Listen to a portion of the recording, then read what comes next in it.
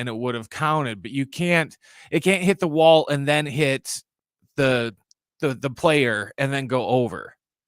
So I knew they were going to call it back right away. And then once they reviewed it, I was like, yeah, they're going to come back and say it was. I thought they'd actually, give Schilt a reason for it, at least, just like, oh, here's the rule just to clarify it, and which we'll hear they did do that. Well, let's see. So anyway, you think they have this miracle Miami from Don Orsillo. I mean, this team is like the never say die cardiac Padres. It's incredible what's happening here. Well, it was funny after Merrill got out that inning. I kind of joked. I was like, well, not this time. And I started to get ready to go for a walk, and then Kim hit it. I was like, no effing way. So the rest, as they say, is history. Here was Mike Schilt post-game. He was asked about whether he got an explanation or not. As the Padres end up falling 7-6 for a brief moment, it appeared as if they tied the game. By the way, if they tie that game, they're winning that game. That's just who they are. But they're denied by an obscure rule. Here was Mike Schilt post-game. Nothing. What is your understanding? He gave me no explanation, said it was overturned ground rule double. Ground rule double. Well, yeah. Okay. What is your kind of interpretation then? What are you? The rule is it hits the wall, hits the defender, goes over the wall, it's a double. Never seen one like that? I've not. Yeah. I think they got it right. I don't, whether I agree with the rule or don't agree with the rule, it's a tough place for the timing of it. Ball went over the fence. Didn't touch the ground. Feels like a home run, but rule tells you differently. But what an effort from the group. Another grit squad performance. That's my takeaway, honestly, where I truly agree with Schilt. And I give him credit, honestly, for not making it a bigger deal than it is, even though it's very easy here if you're a fan to make this a huge deal. Like, I want to cry over this thing if I'm a fan. Like, this is the easiest thing in the world to get upset about. I completely understand it. The thing that he said that I completely agree with is like the ball went over the wall. It's a home run. Like, again, we understand there's other examples of it. I mean, if there's something extreme, like a fielder throws the ball over the wall, or it's kicked over the wall, or it bounds up over the wall, we know that's a ground rule double. It's just you're watching this thing in real time truly hit the top of the fence and then ultimately go over. And you're like, I've seen this before. That's got to be a home run. I'll give Mike Schilt credit for saying, listen, they got it right as per the rule.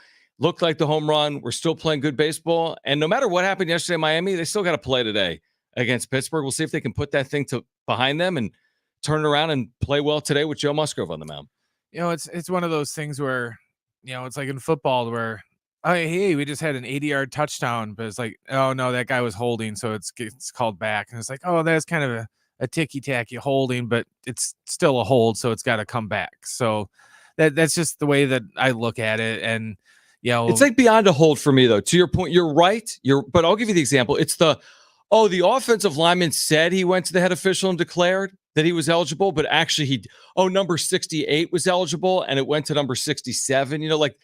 And again, we've seen that. That will happen. That will absolutely happen. But you're thinking to yourself, like, hold on. I watched the play. Someone declared he caught a touchdown, and now it doesn't count. It just felt like something was taken away from them that they had earned. It didn't seem to me like Miami had earned a ground rule double out of that moment. For me, it would have been different if it would have been closer to where it was like, almost where like it hit his glove and it hit the wall almost at the same time, to where you almost, there was a little bit of a debate on whether, it hit him first and then hit the wall. But when you watch the replay, it was obvious that it hit the wall and then he hit it out. So yeah, so whatever. Water under the bridge at this point. It's been 24 hours, and now they turn their attention back to the Pittsburgh Pirates, who have been no help to the Padres since the two teams met at PNC Park, because the Pirates went to L.A., and the Pirates got swept by the Dodgers. Now, it's still right where we were talking about it Friday. The Padres are 3.5 games out. I think they were 2.5 out. Now they're 3.5 out. They're right where they need to be, and the conversation is only intensifying here between Paul Skeens, Rookie of the Year, Jackson Merrill, Rookie of the Year. I'll tell you what I think is very silly. This idea that I'm glad that the Dodgers roughed up Skeens because it makes Merrill more likely to be a Rookie of the Year frontrunner. Stop. Here's what you want if you're a Padres fan. And by the way, Jackson Merrill told Kevin Acee this. He said, I don't give an S about winning Rookie of the Year. That's a direct quote from Jackson Merrill. Here's what you want, Padres fans. You want the Dodgers to lose. You don't want Paul Skeens getting roughed up by the Dodgers. You want the Dodgers to lose. Just like you don't want to face Paul Skeens at Petco and see him shove and go 8 innings of shutout baseball because you got the great opportunity to watch the former first overall pick in action. No, you want the Padres to win. Let's not lose sight of the end goal. The Rookie of the Year stuff is nice. You'd prefer it all. You want Merrill as Rookie of the Year. Brent just told you he was named Player of the Week in the National League. You want him winning Rookie of the Year. You want the team in the postseason. You want them making a deep run.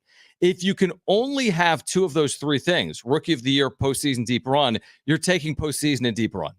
Like, who disagrees with that? No, I would take Merrill winning Rookie of the Year over the Padres making a deep run. Stop.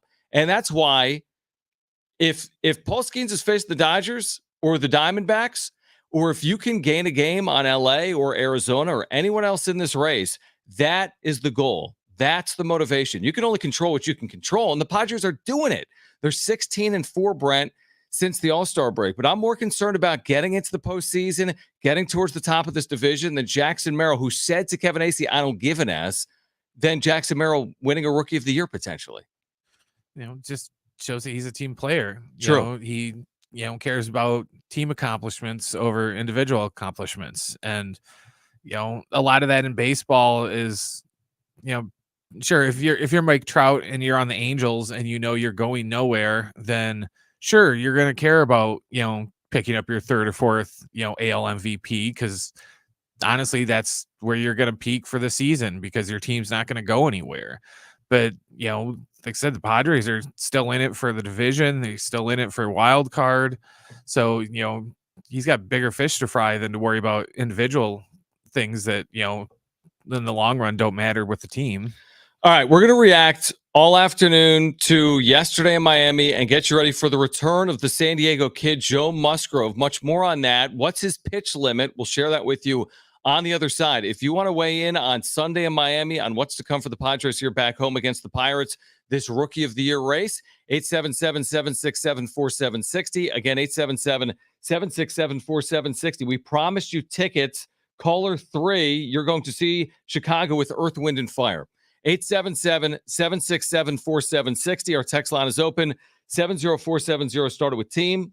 2 free tickets to Chicago with Earth, Wind, and Fire, Saturday, August 31st, North Island Credit Union Amphitheater. Call right now. Caller 3, those are your tickets. 877-767-4760. 2 free tickets to see Chicago with Earth, Wind, and Fire, Saturday, August 31st, North Island Credit Union Amphitheater. Call right now.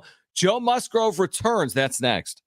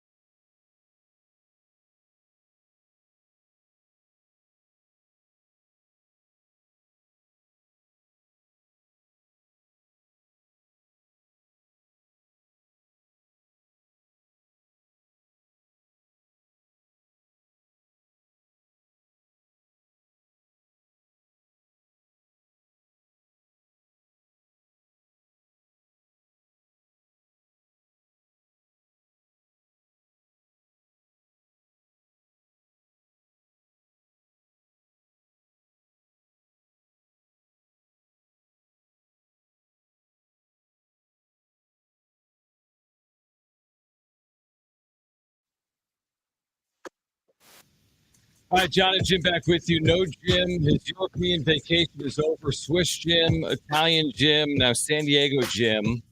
Will he return tomorrow? And how much will he pretend like he just went across like the Atlantic? He was the first to ever do it. I was gonna say, yeah, he'll show up and he'll complain all day tomorrow. Oh my gosh, you should have seen Italy. It was amazing. Jim, you didn't found it. You didn't find Italy. You didn't find Switzerland. They're not renaming the Alps after you, too. Like, other people have been there. Other people have done this. You're right. He's going to come back like he was Marco Polo, or Dude. he's off discovering spices or something in the Orient. What were the three boats? Like the Santa Maria and the Pinto. I'm telling you, man, I can't wait. Be here tomorrow at 3 p.m. The return of Jim Russell. In theory, I mean, if he's up for it, if he's up for talking on the radio for 3 hours with San Diego listeners. So hopefully he'll be back tomorrow. Text line is open, 70470. Start it with the word team. We have great giveaways today. We just gave away Chicago with Earth, Wind, and Fire. We've got Slightly Stupid tickets, Laney Wilson, Def Leppard, and Journey with Steve Miller Band. That's at Petco Park. We'll give those away in the 4 o'clock hour. The president of San Diego State University, Adela De La Torre, is going to join us coming up at 4 p.m. It's a big day for a number of reasons down at Petco Park, including the return of Joe Musgrove. It's been a long time, folks. I think it's 77 days. I read today from Kevin Acey, somewhere in that neighborhood. 77 days. I'm not a math guy. Actually, I am. It's 11 weeks. Like, that's a long time. You can do a lot in 77 days, like get to Europe and return. Here's the pitch count that he's expected to be on tonight. And this is something I'm absolutely thinking about with everything that's played out since the rain delay in Pittsburgh last week that we orchestrated and detailed last week. He's on a pitch count of 60 pitches here tonight, expected to be a pitch count of 60 pitches here tonight. And here's the thing. The Padres bullpen is taxed, completely taxed. Why? It's not really their fault. It's all caught up to them from the Dylan Cease 1-inning outing because of the rain delay. Started the game, stopped the game 17 minutes in. We waited 2 hours and 40 minutes. 2 hours and 40 minutes. Cease couldn't return. By the way, I was fearful it would impact him in his next start. It did yesterday. He allowed 5 runs. Only 2 of them were earned, but allowed 5 runs, threw a lot of pitches. And then they've been playing catch-up, Brent, with this bullpen. It's been a rotating door of arms. And there's an off day Thursday, and then they play something like 15 or 20 games in a row. So if I have a concern right now, Brent, it's the fact that their bullpen hasn't been finding any relief. And Joe Musgrove tonight's probably not going 5-6 innings on a 60-pitch limit. No, if we're lucky, we might get 5. But yeah, Musgrove hasn't pitched since May 26th against the Yankees. Wow, May 26th. Almost 2.5, 3 months. Yeah, I mean, that's a long time. Now, the good news is he feels healthy. The rehab has been a pretty quick ramp up. He had a sim game. He had a 43-pitch rehab, and now he's supposed to pitch upwards of 60 pitches here tonight. But like, think about that for a second. Like, I'm watching Dylan Cease yesterday. He threw a lot of first-inning pitches.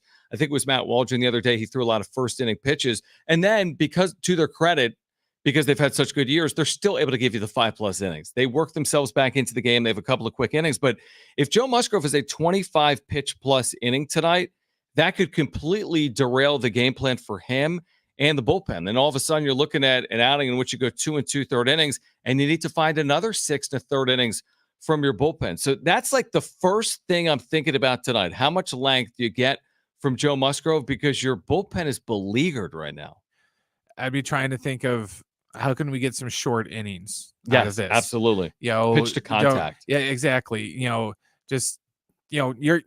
Greg Maddux tonight. We don't need you to be Randy Johnson and strike everybody out. We need you to be Greg Maddux and locate, just get some ground ball outs. That's right. Just let the defense work for you. And, that's the best way on paper that I can think of that we can get 5 innings out of it is we need at least 1 or 2 innings that, we get a 10, 12 pitch inning to where it's just, a couple pitches, ground ball, and an out.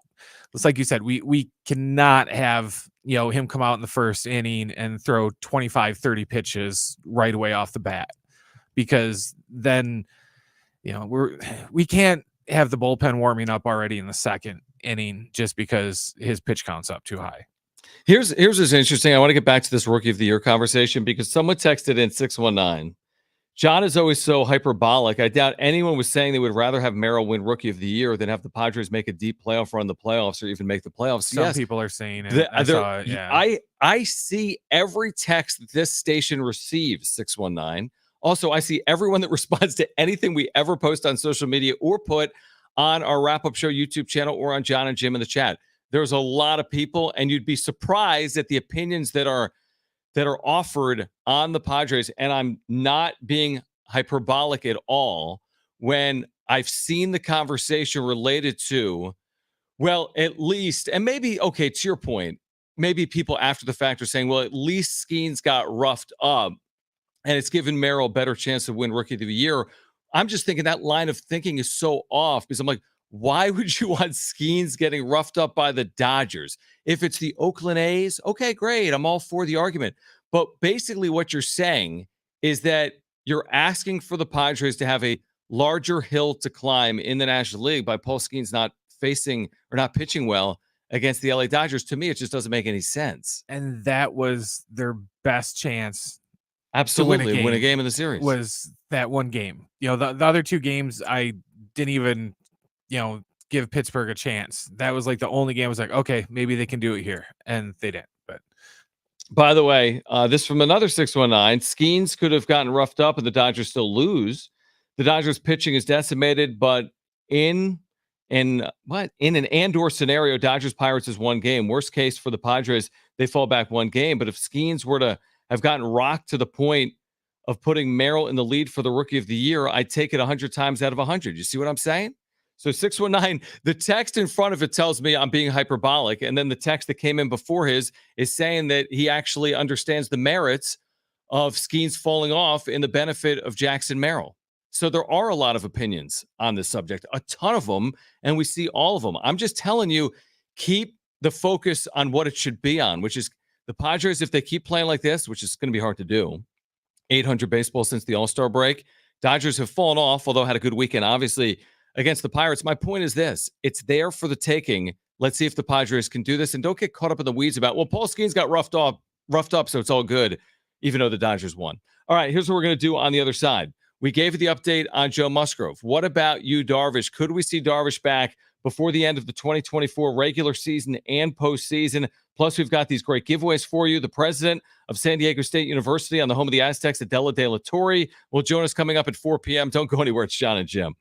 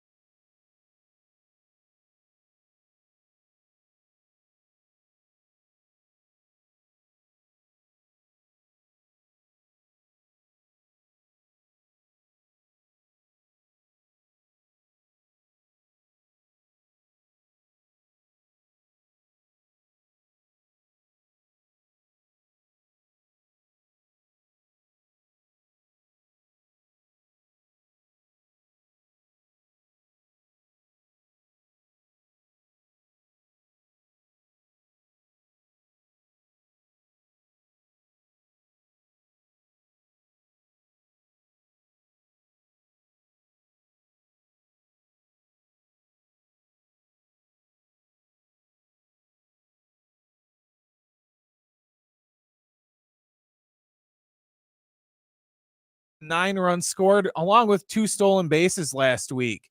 And in college football news, Georgia is the number 1 in the Associated Press college football preseason poll for the second straight year. Ohio State, Oregon, Texas, and Alabama round out the top 5. The national sales event is on now at Toyota of Poway. Over 200 new and pre-owned Toyotas in stock will get you the Toyota of your dreams with special finance and lease rates. There's never been a better time to get a new or certified pre-owned Toyota. Visit toyotaofpoway.com.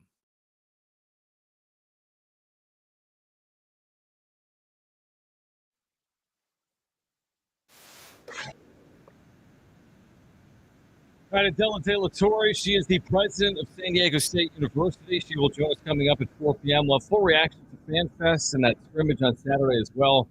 Coming up, you're actually going to hear from Sean Lewis on that quarterback battle. We are less than 3 weeks out, believe it or not, from San Diego State's opener against Texas A&M Commerce at Snapdragon Stadium, August 31st at 5 p.m. Of course, you can hear it right here on San Diego Sports 760. All right, we have Slightly Stupid tickets to give away. Lainey Wilson and also Def Leppard, Journey, Steve Miller Band at Petco Park. So be listening for a chance to win those tickets. I was a little surprised by this, Brent, when I saw it earlier today. I think from Dennis Lynn in The Athletic. It is from Dennis. Yu Darvish has been throwing side sessions at high schools in San Diego. Now, remember, he left the team due to personal reasons, dealing with something family related. So everyone's always been thinking about what's best for Yu Darvish, and family's going to come first here, right? I mean, come on. So Darvish has been out. Speaking of Joe Musgrove being out, look that up, Brent, if you don't mind. When's the last time Yu Darvish threw in a big league game? It's been a while now. Now, unlike Musgrove, I was getting confused for some reason. Unlike Musgrove, Darvish was fully healthy when he left the team due to personal matters, but it's been a while, right? May 29th against the Marlins. So it's near identical because you told me Joe was in. Yeah, Joe was in May. So you're talking about for both of these pitchers, at least 2+ months. For Darvish, likely longer. It's not like Darvish is returning tomorrow, where Joe Musgrove is truly returning here today. But I would say this. I would say this for Padres fans who are holding out hope for Yu Darvish. I think you should do it for a couple of reasons. One, he's pitching right now in San Diego. Two, the difference between this team reaching its potential or not, or getting to its ceiling, has to do with Darvish, Musgrove, Tatis. It just does. Not to say you can't win at a high level without them. They have. We've watched it play out in real time. I'm just saying what gives you the best chance. And there's no possible way for me to be convinced that they've got just as good of a chance to win at a high level without Fernando Tatis Jr., without a healthy Joe Musgrove, and without Yu Darvish. Now, I understand that over the course of a season, there are injuries. They're not the only team dealing with them. Dodgers have been dealing with a slew of injuries. Mookie Betts, actually, like Joe Musgrove, returning today from the IL for LA. So injuries are a part of it. And listen, you might get Musgrove and or Darvish and or Tatis back, and you may lose a player. But in an ideal world, you continue to play well in the second half, and you continue to get healthier in the second half. Because as good as the front of the rotation has been, you need, like if you told me right now this rotation was Cease, King, Waldron, had Musgrove and Darvish healthy and effective, this would be considered arguably today the National League frontrunner. They might already be very close to the National League frontrunner based on how they're playing, but there'd be no flaw. The only flaw I'm witnessing right now is that they got to navigate this bullpen because their bullpen's being taxed, because the rotation has been taxed as well. And you basically haven't had a fourth and or fifth starter over periods of time over the last 6 or 8 weeks in the absence of Musgrove and Darvish. But if you told me Musgrove and Darvish came back and Tatis looked like Tatis, then I'm telling you, you could very easily make a case the Padres are the front runner, not a front runner, but the front runner in the National League. I almost wonder if they thought this was a strong possibility of happening. That's why at the deadline, they didn't go pick up a starter. They just focused on the bullpen and didn't really worry too much about the starters. They're just like, no, we're just going to shore up the bullpen, because if, we get Musgrove and we're fortunate to get you back at the same time, then, we don't need any more starters. We got enough, starters as long as they come back healthy. Yes, yes, absolutely. I mean, listen, they certainly addressed. Remember in 2021, we've talked about so much. Like, we didn't feel like they addressed their rotation when they needed to, and then they were done in by it. It doesn't feel like history is going to repeat itself, although we can't predict the future. And they've got a little bit of margin here in the wild card race, where I think they've got a 4-game cushion on a wild card spot, like the difference between being in or being out. But to be honest, if I'm telling you that, hey, 3.5 games can be overcome between the Padres and the Dodgers, then obviously someone can catch the Padres that's 4 games behind them. The difference between the division and the wild card is 3 teams are making the wild card. One team can play better than you, and you could still be in the wild card. 2 teams can play better than you, and you could still be in the wild card. So you've got more margin when it comes to the wild card. In the division, it's hard because there's 2 good teams in the division right now. Arizona has been identical to the Padres in the second half. They're like the hottest team in baseball, like the Padres. But you're 3.5 games behind the Dodgers. I keep saying that could be overcome. I feel like that's fair. The thing with the 4-game lead in the wild card is you don't have to outplay one team to make the wild card. If Arizona runs away with the top wild card spot, okay, maybe it's not ideal. You'd prefer that you lock up the top wild card if you don't win the division, but you can still make it as the second wild card. And let's say the New York Mets get hot and they pass you in the wild card race, but okay, there's still a third wild card. Like, you got way more margin in making the postseason. So that's why I feel decent about it. But the truth is, 4 games is 4 games. It's August 12th, not September 12th. And again, the bullpen's going to be worked a lot over the next 30 days. They don't have a lot of off days until we get to September. Then they do. The back of the rotation is at least something we're thinking about. And because of what happened on the road, where you had an 8-inning outing from your bullpen in Pittsburgh, and you've had a couple of 5-inning outings from your bullpen with some extra inning wins, it just feels like they can't get any relief. And that's my only concern with the Padres coming home right now to take on the Pirates. The Pirates are completely beleaguered. They've lost 6 straight to the to the Dodgers and the Padres. So, this is a series you need to win. They're fully capable of winning. But again, Joe Musgrove today, you don't want to put your bullpen cliche behind the 8 ball again, like what happened last week with the rain with Dylan Cease. That's my one concern heading into this series. My concern is it's just the same thing that we've had all year of, sure, when the Dodgers come to town, they're like right on top of things. But, when it's not the Dodgers, they kind of play down to the level of their competition sometimes. And they've been a lot better about it like the last 3-4 weeks. But it still kind of lingers in the back of my head, that it could happen. So that's my only thing that I'm worried about. But just the healthier we get, the more or the less I worry about this stuff, actually. The amazing thing is, and I'm with you, the amazing thing is, Brent, is that they've overcome a ton of stuff in here to win at this ridiculous level. And again, I just think it's a coincidence. And I don't put this, this to me isn't an indictment on Fernando Tatis Jr., although Texter, who was mad at me, there are people that truly believe that Tatis isn't a winner and the team is better without him, because I've seen the texts and I've seen the comments on social media. Since Tatis has gone out, the Padres have played incredible baseball. They've had a 12-3 run and a 16-4 run in there.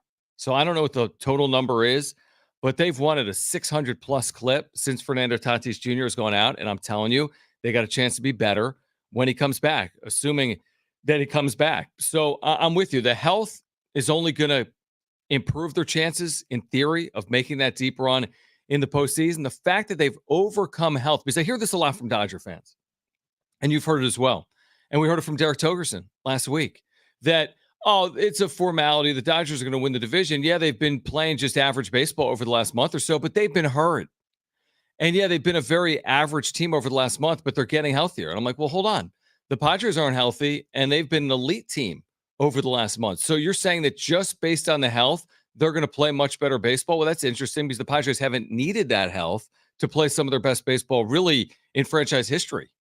The difference between when the Padres talk about their health and getting healthy, they talk about how it's going to improve our chances. When Dodgers fans and Dodger honks talk about them getting healthy, they just always, that's just automatic victories. Right. You So know, the health oh, automatically oh, guarantees. it's not like, oh yeah, getting Mookie Betts back is gonna, increase our chances of winning. It's, oh no, getting Mookie Betts means that that guarantees us that we're gonna win. Which is funny because a lot of Padres fans will say one or the other way on Tatis. So like, well, when Tatis comes back, we're going to be the World Series favorite. And then other people are like, well, hold on. When Tatis comes back, well, they've been a 500 team in his career when he's on the field. I'm like, just trust in this. You've got a better chance with Tatis. You got a better chance with a healthy Joe, not an ineffective Joe, with a healthy you, Darvish. You've got a better chance. None of it is guaranteed. I think your point's spot on. It's not like Mookie Betts walks through those doors and all of a sudden they automatically go 10-1 over an 11-game stretch. They've done it before, but they've also played mid-baseball at times with a Mookie Betts on the roster as well. So it's going to play out in front of our eyes. I think if you look at it from a sheer schedule perspective, which is dangerous to do in baseball, I think the Padres have as good of a shot as the Dodgers, because a lot of people would tell you the Dodgers schedule is actually more challenging than the Padres down the stretch. Now, that's not the end-all be-all either, and they'll meet one more time. There's a 3-game series between the Padres and the Dodgers. And again, first things first are this: get into the postseason. Second thing is get the best possible seed. If it's the top wild card or the second or even the third. And then from there, can you track down LA in the National League West? And by the way, you might need to track down Arizona as well, because I don't think anyone, as we sit here today, would be overly shocked if either the Dodgers, Padres, or D-backs won the NL West. Again, I'm not saying all of them are equally likely, but I don't think anyone would be like jaw-dropping to the floor shocked if the Padres or the Diamondbacks ended up winning the NL West in 2024. All right, we'll react to that. Plus, on the other side, is that good? The best and worst of the sports weekend. The president at San Diego State University is Adela De La Torre. We're less than 3 weeks away from San Diego State football. We'll react to the scrimmage coming up at the second hour. Plus, the president of San Diego State, Adela De La Torre, will join us at 4 p.m. Stay with us on Jon and Jim.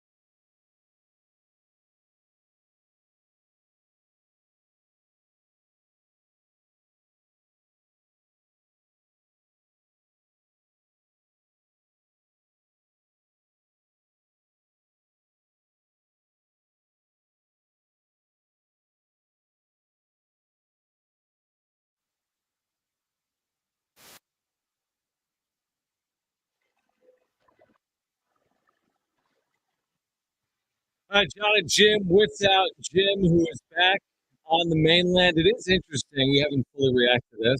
I need a second he was back because they lost. Yeah, well, that's what I was going to say. So, first, a couple things. The president of San Diego State University, Adela De La Torre, is coming up at 4 p.m. Secondly, Jim got back yesterday from Europe, right? Swiss Jim. We talked about all last week, but he's very tired today. So he's taking another day. We expect him back tomorrow. We'll see.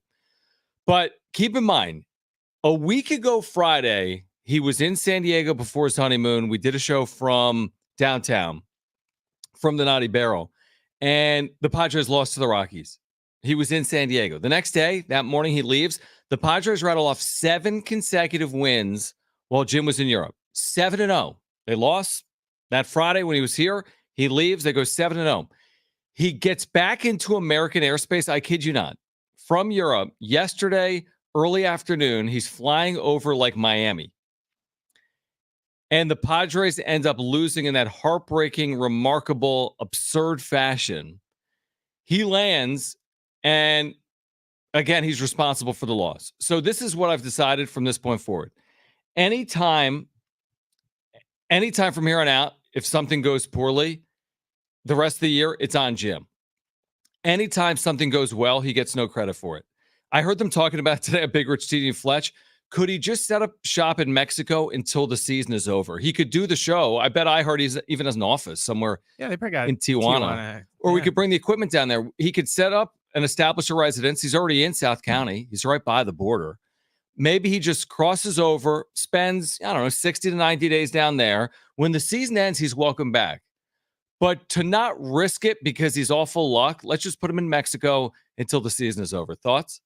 I think we should just employ a similar tactic that we do with Aztec basketball, to where just don't let Jim in the building, because we win when Jim's not in the building. I mean, to the point where they played for a national championship and he didn't go to one game all year. Yeah. So, that's a good point. Just, get Jim to go down to like Tijuana or someplace and then just revoke his passport for like a couple months. Just misplace it somewhere. All right, so we'll see when Jim returns, hopefully tomorrow. At some point, someone's going to check. We're going to have to check to see if his email works if he's not here tomorrow. And we'll see if he joins me tonight on the wrap-up show following Padres Pirates, because he already texted me saying, oh, well, we were away, my internet went out. Like, your internet went out while you were away? Okay. I like how he makes it sound like he's been gone for 7 years. You were gone for 1 week. He has the attention span of my dog when I go out and take the trash out. It's like, oh, have you been gone for 7 minutes or 7 months? I can't tell the difference. I have an idea. Turn on your hotspot. All right, let's get to this. Is that good? Wilcox, snapper, Huber, holder, from 29 yards away. Oh, he missed it badly. Kick on the way. Boswell. That's a winner. The good and bad from the sports weekend. By the way, this one texter is still going off on I doubt one game is going to be the difference. I'd rather have Merrill win Rookie of the Year. 619, go die on that hill. That's fine. Go die on that hill. That's fine. I don't think most people agree with you, including myself. All right, let's get to Is That Good? The best and worst of the sports weekend. How about Jackson Merrill, the kid who's put himself squarely in the Rookie of the Year conversation? Shoot, he's playing outside right now for National League MVP. He's had 5 game-tying or go-ahead home runs in the 8th inning or later this season, the most in baseball, most by a rookie 21 or younger in nearly 100 years, since 1929. And Melot, is that good? It is good. He's been all right. He's been okay. But it's just funny because on Friday night when I left work, they were trailing again, and I was down the street at Walmart getting groceries, and one of the guys that was stocking the shelves, he turned his phone on, and I could hear him listening to the home run, and I stopped and I go, oh, is that from the other night? He goes, no. He goes, it just happened again. Back-to-back nights. No way. Isn't that amazing? And then you're thinking Sunday when Kim homers, I know it wasn't Merrill, but oh my gosh, this team won't be denied. So yeah, Jackson Merrill on a complete bender right now for the Padres. All right, switching gears, the Olympics over. Of course, we were the home of NBC's coverage right here on iHeartRadio. We saw the first ever break competition. They called it breakdancing. There was an Australian, Rachel Gunn, In the first and honestly last break competition, it's not going to be in LA in 2028. I have no idea why it was in 2024. She took part. She was ridiculed on social media. She scored a literal 0 for her competitions. Is that good? It is good. You liked it? Oh, I meant, well, It's not good. I like the memes that came out of it, but it was almost like, I thought it was supposed to be like an old SNL skit or something, to where it didn't seem like it was real. Was I reading, dude, that either like the Australian Federation or the Breaking Federation was like, can you please stop making fun of her on social media? Like, oh yeah, that's going to go over well, because when you tell people to stop making fun of someone on social media, that works. Well, see, the thing is, and we talked about this on Friday, is that now everyone assumes that all the dancing competition was that. It's like it was just all of it's true. It was all just, you know, It's like a people mockery. just flailing Yep. around, you know, like I've seen everyone like, hey, look, it's my little kid dancing and everything else. To where, no, like I watched a video of like people that were actually good at it, and it was amazing. They were doing backflips and spinning out on their palms, and they were doing the exact opposite of what that chick from Australia was doing. A zero. That's not easy to do. And then finally, and speaking of the Olympics, Team USA, 126 overall medals in the Summer Olympics, the most by the Americans since the 1984 Summer Games in LA. Is that good? It is good. All right, 4 years out from the return to Los Angeles, 2028, the return of baseball, the advent of lacrosse, the advent of flag football. We better medal in that thing. We didn't medal in 3-on-3. Right? We're meddling in 3-on-3, or excuse me, in flag football, right? Like Patrick Mahomes and Tyreek Hill has like, that seems good. That's just another one of those things too, like break dance. It's like, do we really need flag football in the Olympics? Right. It's like, do we not have enough sports in there that we need to like add flag football and, you know, break dancing? And, you know, if anything, we got too many. Let's cut some down instead of just adding all these little, I don't even want to call them niche sports. How do they, but- to your point, man, how do they make these decisions? So break dancing was in, but baseball was out. Like baseball is a very international game, and it's come and gone over the course of time in the Olympics. Now it's coming back in 2028. We'll actually talk about it during the wrap. Like, should they use major league players like they use NBA players in Olympic basketball when Olympic baseball returns? Let's talk about it in the 4 o'clock hour during the wrap. But here's what we're going to do on the other side. First of all, in the 4 o'clock hour, 2 great giveaways, including tickets to see Def Leppard and Journey for the Summer Stadium Tour with special guest Steve Miller Band. That's Friday, August 30th at Petco Park. We'll give those away next hour. We have Slightly Stupid tickets, Lenny Wilson tickets, and coming up next, with football season just weeks away on the Mesa, the president of San Diego State University, Adela De La Torre, will join us. On the other side, we'll talk about Aztec athletics heading into 2024-25. That's next to kick off hour 2 of Jon and Jim.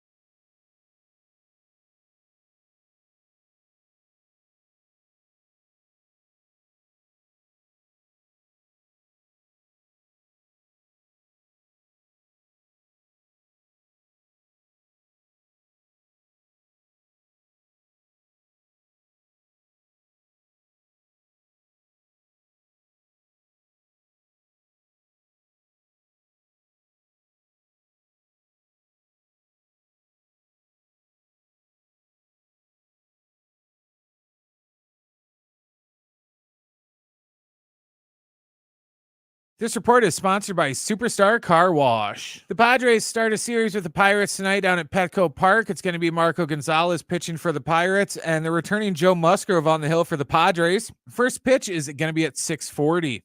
And in other Padres news, Jackson Merrill was named NL Player of the Week today. Merrill hit .417 with 4 home runs, 8 RBIs, and 9 runs scored with 2 stolen bases last week.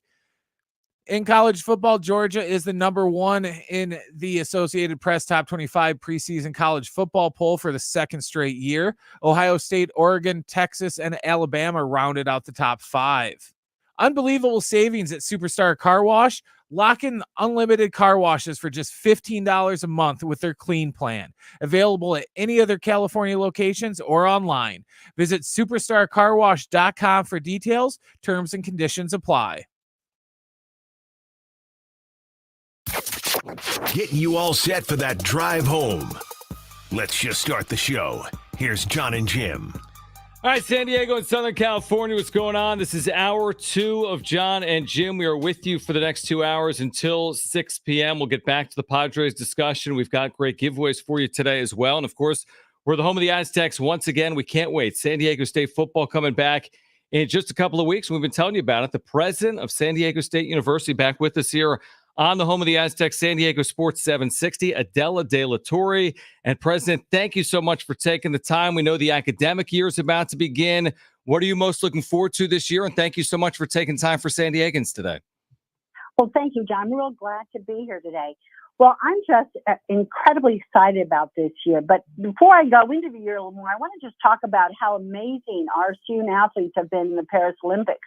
So when we look at our alumni competing, this included Shanika Ricketts, who won silver in the triple jump. Golfer Xander Shosley also competed. And just this weekend, Nevin Harrison won silver in sprint canoe and is now a 2-time Olympic medalist.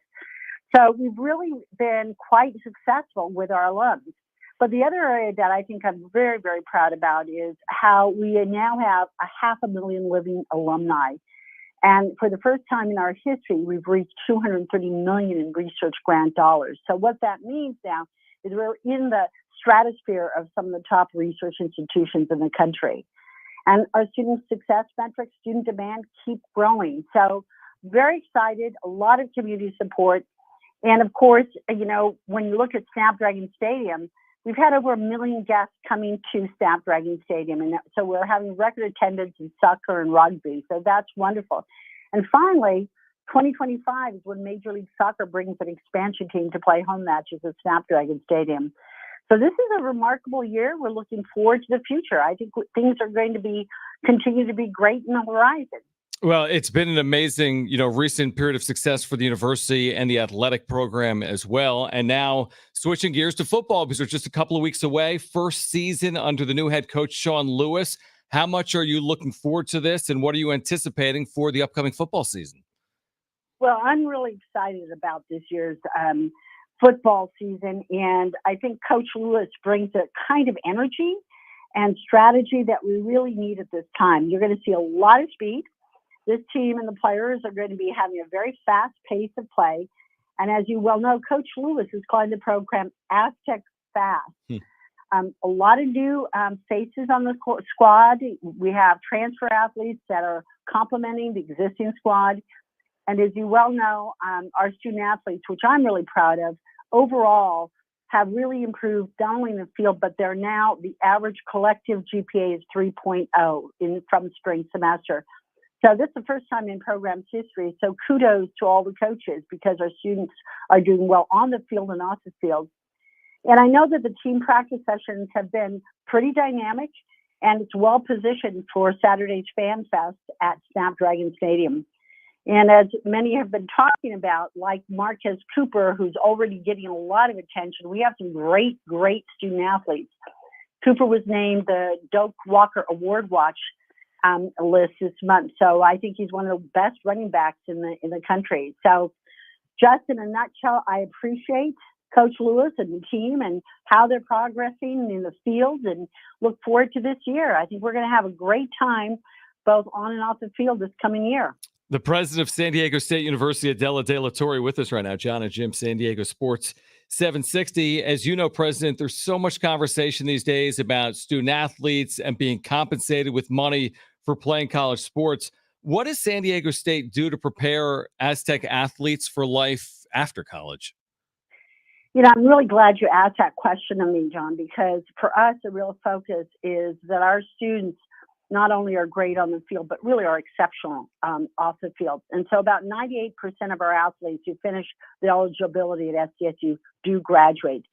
And 95% of our 22, 23 cohort of graduates are employed, or they're attending graduate school, or they're playing professionally.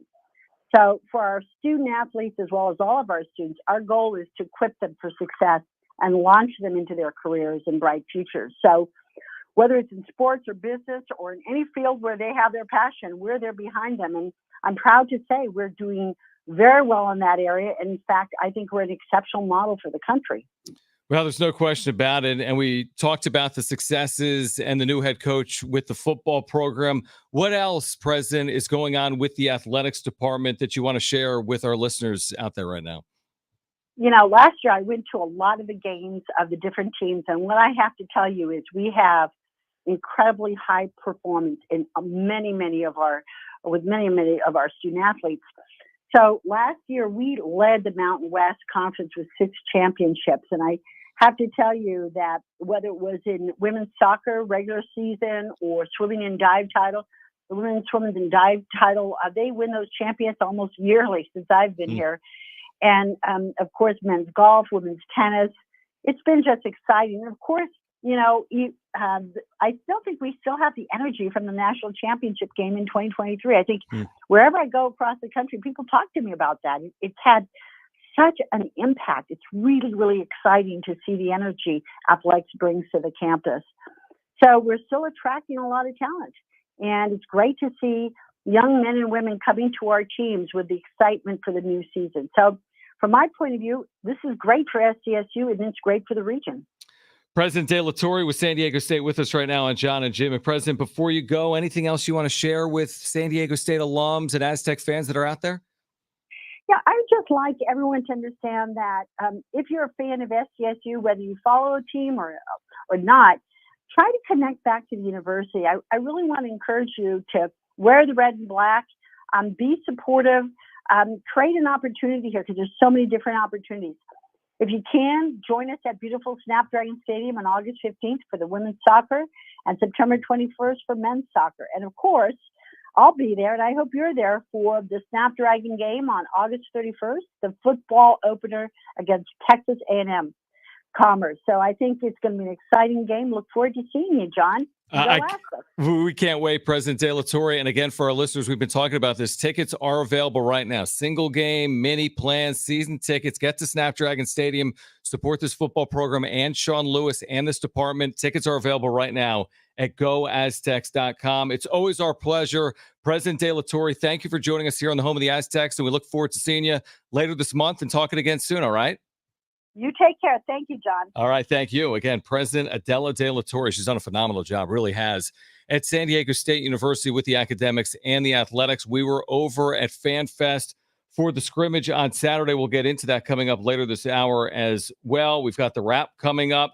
We have tickets to give away. We're actually going to do it in the next 5 minutes. Brent's going to tell us if we're giving away Slightly Stupid tickets in 5 minutes or if we're giving away Lainey Wilson tickets coming up in 5 minutes. This is all based on what Brent determines. What do you want to do, Brent? Since Jim didn't come to work today, we'll do Slightly Stupid. I like that. That's smart. All right. So Slightly Stupid Maybe they should tickets. be called Slightly Lazy. I didn't say Jim. I was Brent. I would have said it if I thought of it. We'll tell you when to call. It'll be in the next 5 minutes. Still ahead also this hour, we've got tickets to a show at Petco, Def Leppard, Journey, Steve Miller Band. This is coming up Friday, August 30th. At Petco Park, but we'll tell you when to call to win these Slightly Stupid tickets, North Island Credit Union Amphitheater on August 24th. Again, with you until 6 p.m. A lot to still react to. We'll get to the wrap, like I said, coming up later this hour. We'll hear from Sean Lewis coming up later this hour as well. Let me just say this regarding the scrimmage that played out this weekend at Snapdragon Stadium. We had the broadcast, right, from 3 to 5, and then they scrimmaged inside for a couple of hours. Scrimmage? I was unable to do that because my wife was watching Jones while we were on the air from 3 to 5, but I was in there for a good bulk of the scrimmage. And honestly, if you're an Aztec fan, I don't know how you could be anything other than excited coming out of it. And let me explain why. You're going to say, well, hold on. There's a lot of room for improvement. There's a lot of growth that's necessary. It was their second day in pads. So they were scrimmaging in their second day in pads. But here's the part of it for me that came across loud and clear just watching them from the press box and from the concourse as well. The tempo at which they're running plays already in their second padded practice and in like their 9th overall practice is extreme. I mean, the tempo they're playing it now, 3 weeks before the opener, you can only imagine what it's going to look like August 31st, then what it's going to look like September 30th, and so on and so forth. So it's just a different look and feel. And that's not to say, that take nothing away from what they've accomplished over the last 15 years. They won with a certain style, right? Run the ball, hold the ball, force turnovers, and come out on top. And they won a lot of football games under Rocky and Brady doing that. But if you were looking for a change, you're getting a real one right now. They're going to run at such a tempo and pace, hence Aztec Fast. Now, again, I said this a lot over the last couple of weeks. You've heard me say this. I already know what's going to happen after the August 31st game. No matter what the score is, assuming they don't score 70 points, people are going to say, are you kidding me? Are you kidding? I was sold about this offense, and they scored 31 points against Texas A&M Commerce. Where's the excitement? Where's the explosion? Where's all the record-setting plays? Rome, we can ask Jim about this. Does he know he was in the home of Rome this past week? Rome was not built in a day. So let's give it time. Sean Lewis saying this past week after a practice on the Mesa that the offense runs at its ideal speed he has found as a coordinator, as a head coach, after 18 or 20 games. Like, it's not after one game, not to say you can't be successful after one game. Look at what he did the first half of the year with Colorado last year as the coordinator for Deion Sanders. But I can already envision it. In fact, there were already people, I read some stuff from Kirk Kenney and then from Paul Garrison. There were like emails written to Kirk or maybe like replies on someone's social media saying like, I was sold this bill of goods about the offense. What happened on Saturday? They threw 3 picks. Like, guys, it's the second practice in pads. That would be like watching the Padres pitchers and catchers report and then saying like Joe Musgrove doesn't have good command. It's pitchers and catchers reporting time, essentially. It's not even that. It would be, oh God, I was watching Padres batting practice tonight and they didn't hit every single ball out of the ballpark. Right, We are exactly. screwed. So again, I think there's a lot to be excited about. There's still a lot of time, even though it's not that much time. I mean, it's 19 days, but they got a lot of practices. They've had like 9 practices. They still have 16 to come. They haven't named a starting quarterback. Hopefully they will in the days ahead. So they'll name a starting quarterback. They'll prep for Texas A&M Commerce, a program out of FCS. And then football is going to be here before you know it. Myself, Rich Orenberger on the call. Of course, Brent will be here working once again his 8th season of Aztec Radio Network broadcast as well. Coming up August 31st, 5 p.m. pregame coverage for San Diego State, Texas A&M Commerce at 3 p.m. on August 31st. We will get to the wrap on the other side. Caller 5 right now has 2 free tickets to see Slightly Stupid at the North Island Credit Union Amphitheater on August 24th. You need to call right now, though. The number to call is 877-767-4760. Caller 5, you have 2 free tickets to see Slightly Stupid, North Island Credit Union Amphitheater, August 24th. Again, here's the number to call. Do it right now. Caller 5, they are yours. 877-767-4760. One more time. 877-767-4760. The wrap is on the other side. We're here until 6 p.m. We're getting you ready for Padres Pirates. Stay with us on Jon and Jim.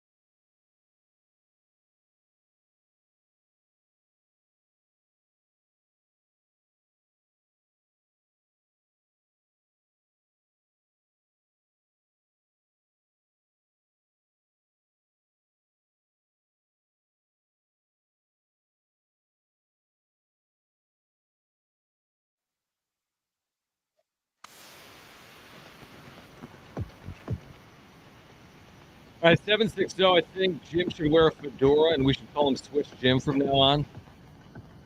We're definitely calling him Swiss Jim at some point tomorrow when he returns to Jon and Jim. I don't even know the last time we've seen him. It's been about 10 days, right?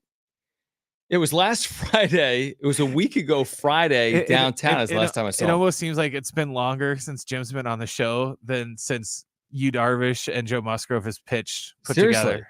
Like, honestly, are the keys going to work? Like, when you get here tomorrow, Jim, like, do you think the key card works? Does your email work? I can't wait to hear his first update after almost a week and a half of not doing them. Well, it wasn't good previously. So I know that's kind of what I'm getting at. That's the thing. All right. So we've got more tickets to give away this hour. We've got tickets to see Def Leppard, Journey, Summer Stadium Tour, special guest Steve Miller Band. That's Friday, August 30th at Petco Park. So we'll give those away coming up later this hour. We also have tickets to see Lainey Wilson coming up later this hour. But right now, let's get to this. It's time for The Wrap, presented by Sombrero Mexican Food. Check out their website at sombreromex.com.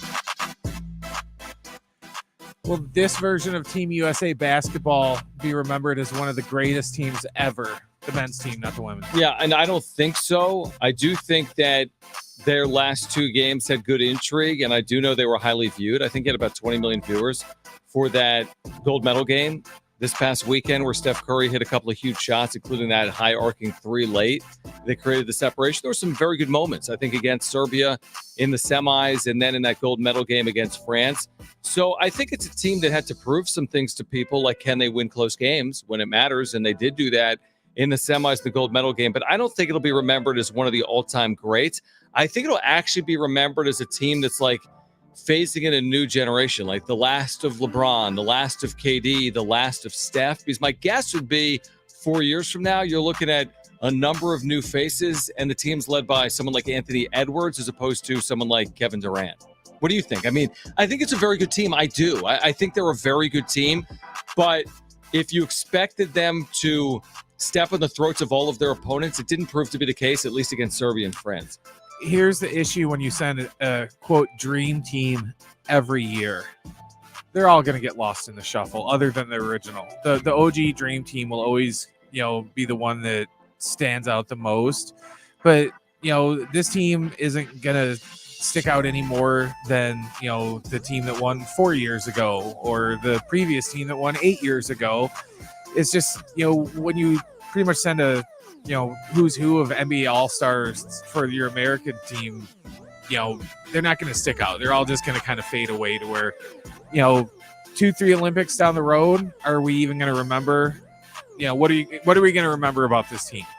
Maybe that great photo of Steph shooting that three. Oh, well, not even the go to sleep thing, but when he did when I think it was Wemby tried to block that shot, and they had that awesome shot of just Wemby looked like he's 30 feet tall and him shooting over him. But the vivid memories are this Curry 3 against France and them coming back from 17 down against Serbia. Like, that's not one moment, but they dealt with adversity. Then they beat the home nation in Paris, and Steph Curry's kind of the hero for Team USA. But again, they've had so many gold medals that it's hard to say that this team is better than another gold medal. That's what I was just going to say. It's weird, but the one way that they would be remembered more is if they would have lost.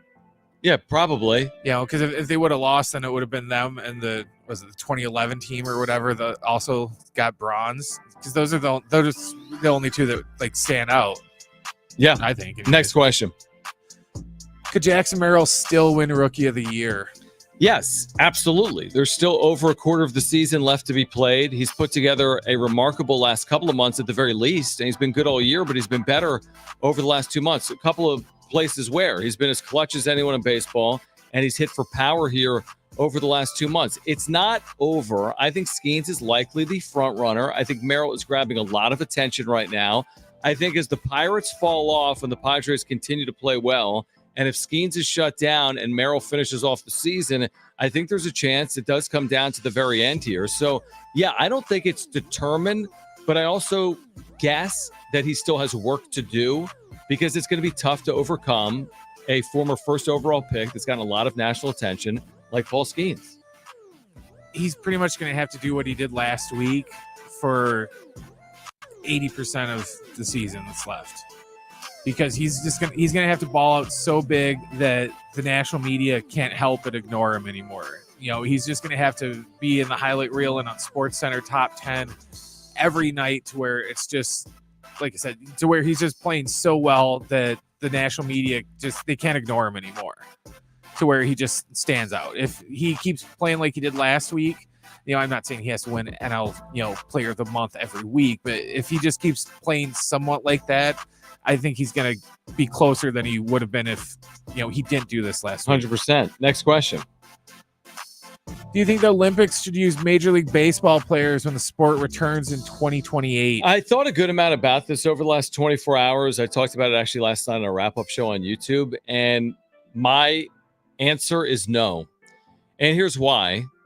A, I don't think they should shut down the regular season for the Olympics, because why would you do it? You don't shut down the season for the WBC, and you've been doing the WBC with regularity. You don't even have Olympic baseball with regularity. It didn't even exist in 2024. Don't get me wrong. The WBC has provided value. People have watched it. There's been a level of excitement, but we're going to shut down the Major League Baseball season for 17 days. You're going to have to go off to training camps. You're going to have to play pool play.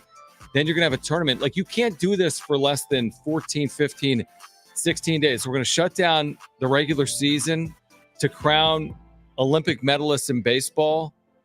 That, to me, is a little far-fetched. And also, again, I think it's great, but it goes back to what I said earlier. Like, do you want to see Jackson Merrill win Rookie of the Year, or do you want to see the Padres win? Do you want to see Team USA win Olympic medals, or do you want to see the Padres win? I don't know. It's like, I never have gotten carried away with Olympic baseball at any point. Am I going to, just because they use major leaguers in LA in 2028? I say use minor leaguers, use professional players, and keep the Major League Baseball schedule going.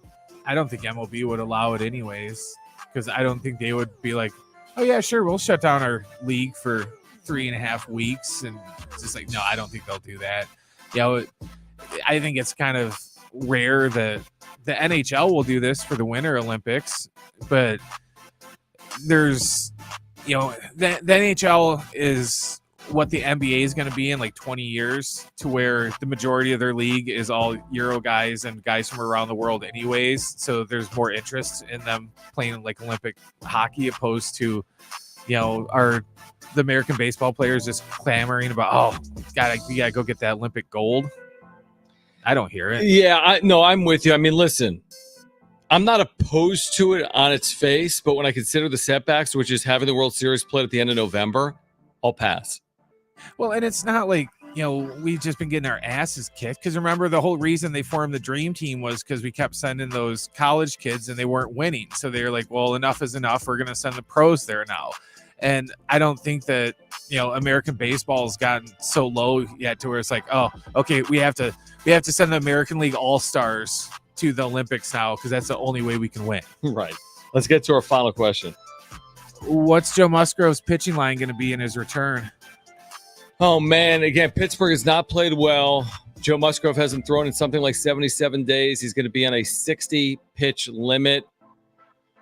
I think this is optimistic. I'll say 4 innings, 4 hits, 1 run, 1 walk, 2 strikeouts. 4 innings, 4 hits, 1 run, 1 walk, 2 strikeouts for Joe Musgrove here tonight. What do you think? I'll go 3 1/3, 5 hits, 3 walks, 2 runs. All right.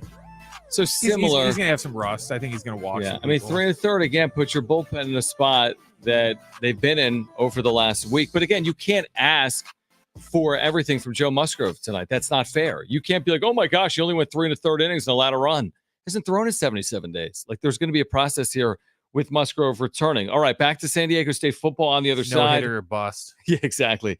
Back to the Aztecs on the other side. Following Saturday's scrimmage, the quarterback competition heating up. Is it now a 3-horse race or not? We'll hear from Sean Lewis on the other side. Plus, Trainwreck Radio is ahead. We'll hear from Jackson Merrill before today's game against the Pirates, coming up in the 5 p.m. hour as well. Stay with us on Jon and Jim.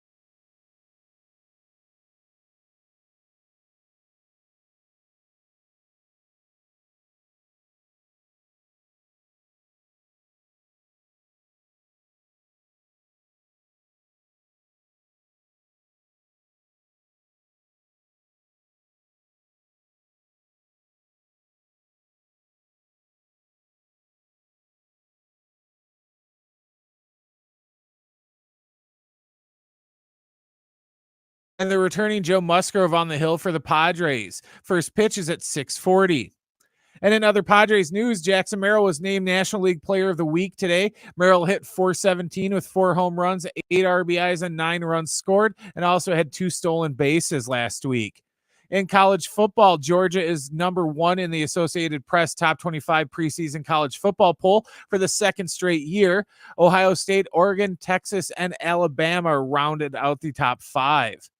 The national sales event is on now at Toyota of Poway. Over 200 new and pre-owned Toyotas are in stock and will get you the Toyota of your dreams.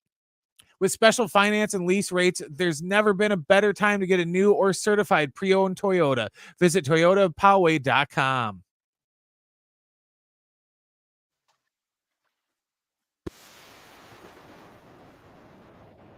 All right, you can hit us up on the Talkback mic. Just open the free iHeartRadio app. Listen to San Diego Sports 760. Tap that little red microphone icon next to the play button to leave a 30-second talkback. This hour coming up in about 10 or 15 minutes. We'll let you know how to win tickets to see Def Leppard, Journey, Summer Stadium Tour with special guest Steve Miller Band. That's Friday, August 30th at Petco Park. That'll be Trainwreck Radio coming up later this hour. Then in the 5 o'clock hour, we have tickets to give away. Laney Wilson, North Island Credit Union Amphitheater. That's coming up on August 23rd. Jackson Merrill has spoken with the media. You'll hear from Jackson coming up in the 5 o'clock hour. So much more on Padres Pirates game 1 of a 3-game series. But we mentioned on Saturday, we had San Diego State Fan Fest, and we were there outside Snapdragon Stadium, debuting this new era of Aztec football. And coming out of the scrimmage, actually heading into the scrimmage, there was a conversation about more than maybe just 2 quarterbacks vying for the starting job. We've talked about Danny O'Neal and A.J. Duffy, and now Javance Johnson has also been in the conversation. So let's hear from Sean Lewis following FanFest at Snapdragon Stadium on the QB competition right now. They all had some highs. They all had some lows, right? And without seeing the tape and really knowing and talking to them about their decision-making process, right? And it's hard to say that right now as we go. We got to do a better job taking care of the football, right? 3 interceptions is too many, right? And so, the game's so important. They named, the ball after it, right? So got to do a really good job with that. But we'll look at the tape. We'll clean it up. And again, get a good idea for how they're processing, how they're thinking, why they're doing what they're doing, and we'll go from there. What can we read into the order in which they took the field? Not a whole lot. Not a whole lot. They all rolled, and we balanced it up with the number of reps that they were going to get with the ones. And again, regardless of who they were with, one of the biggest things that we're looking at, like we've talked about early on in camp, is how they move the ball and how they elevate the people around them, right? So, it speaks volumes with the guys when they're rolling with the 2s and they're competing against the 1 defense and having success, and vice versa. People really read into this stuff like, oh, it was Danny O'Neal that took the field first, not A.J. Duffy. And then, it was Javance Johnson who took the field, I'm making it up, second, and not whomever. Like I said, it's the second practice of the year in pads. Well, remember when we had that college football EA event that you and Jim went to? People are like, oh, well, EA's got A.J. Duffy starting. So does that mean A.J. Duffy's starting? Yeah, exactly. Like we want these little, we want to know where they're going to go with this position because it's the most important position in sports. It's true. Sean Lewis has said that essentially. It's a critically important position. Everyone understands that when it comes to football. But I mean, listen, it's going to play out over a period of time. And whoever they choose, that doesn't mean he's the only quarterback that's going to touch the field in 2024 either. I feel like with all the attention on the quarterback, the truth is it's about so much more than it. It's not like you can have the perfect quarterback and that solves any other issue. It's like the quarterback's not playing defense. The quarterback's not blocking for himself. He's not catching balls and so on and so forth. So they'll pick the right quarterback to start for this team to start. And then if something changes, something changes. I think the good news is this, that it's year 1 under Sean Lewis. And I don't know exactly what the expectations are, but you're coming off a 4-8 season. And, I don't know if people are expecting them to go from 4-8 to 10-2, but you got to be realistic. Like we've talked about before with like Joe Musgrove tonight, for example. It's like you have to be realistic with someone that hasn't thrown in 77 days. So we'll see what it looks like. All these quarterbacks are going to have pros and cons, like all positions on the field, right?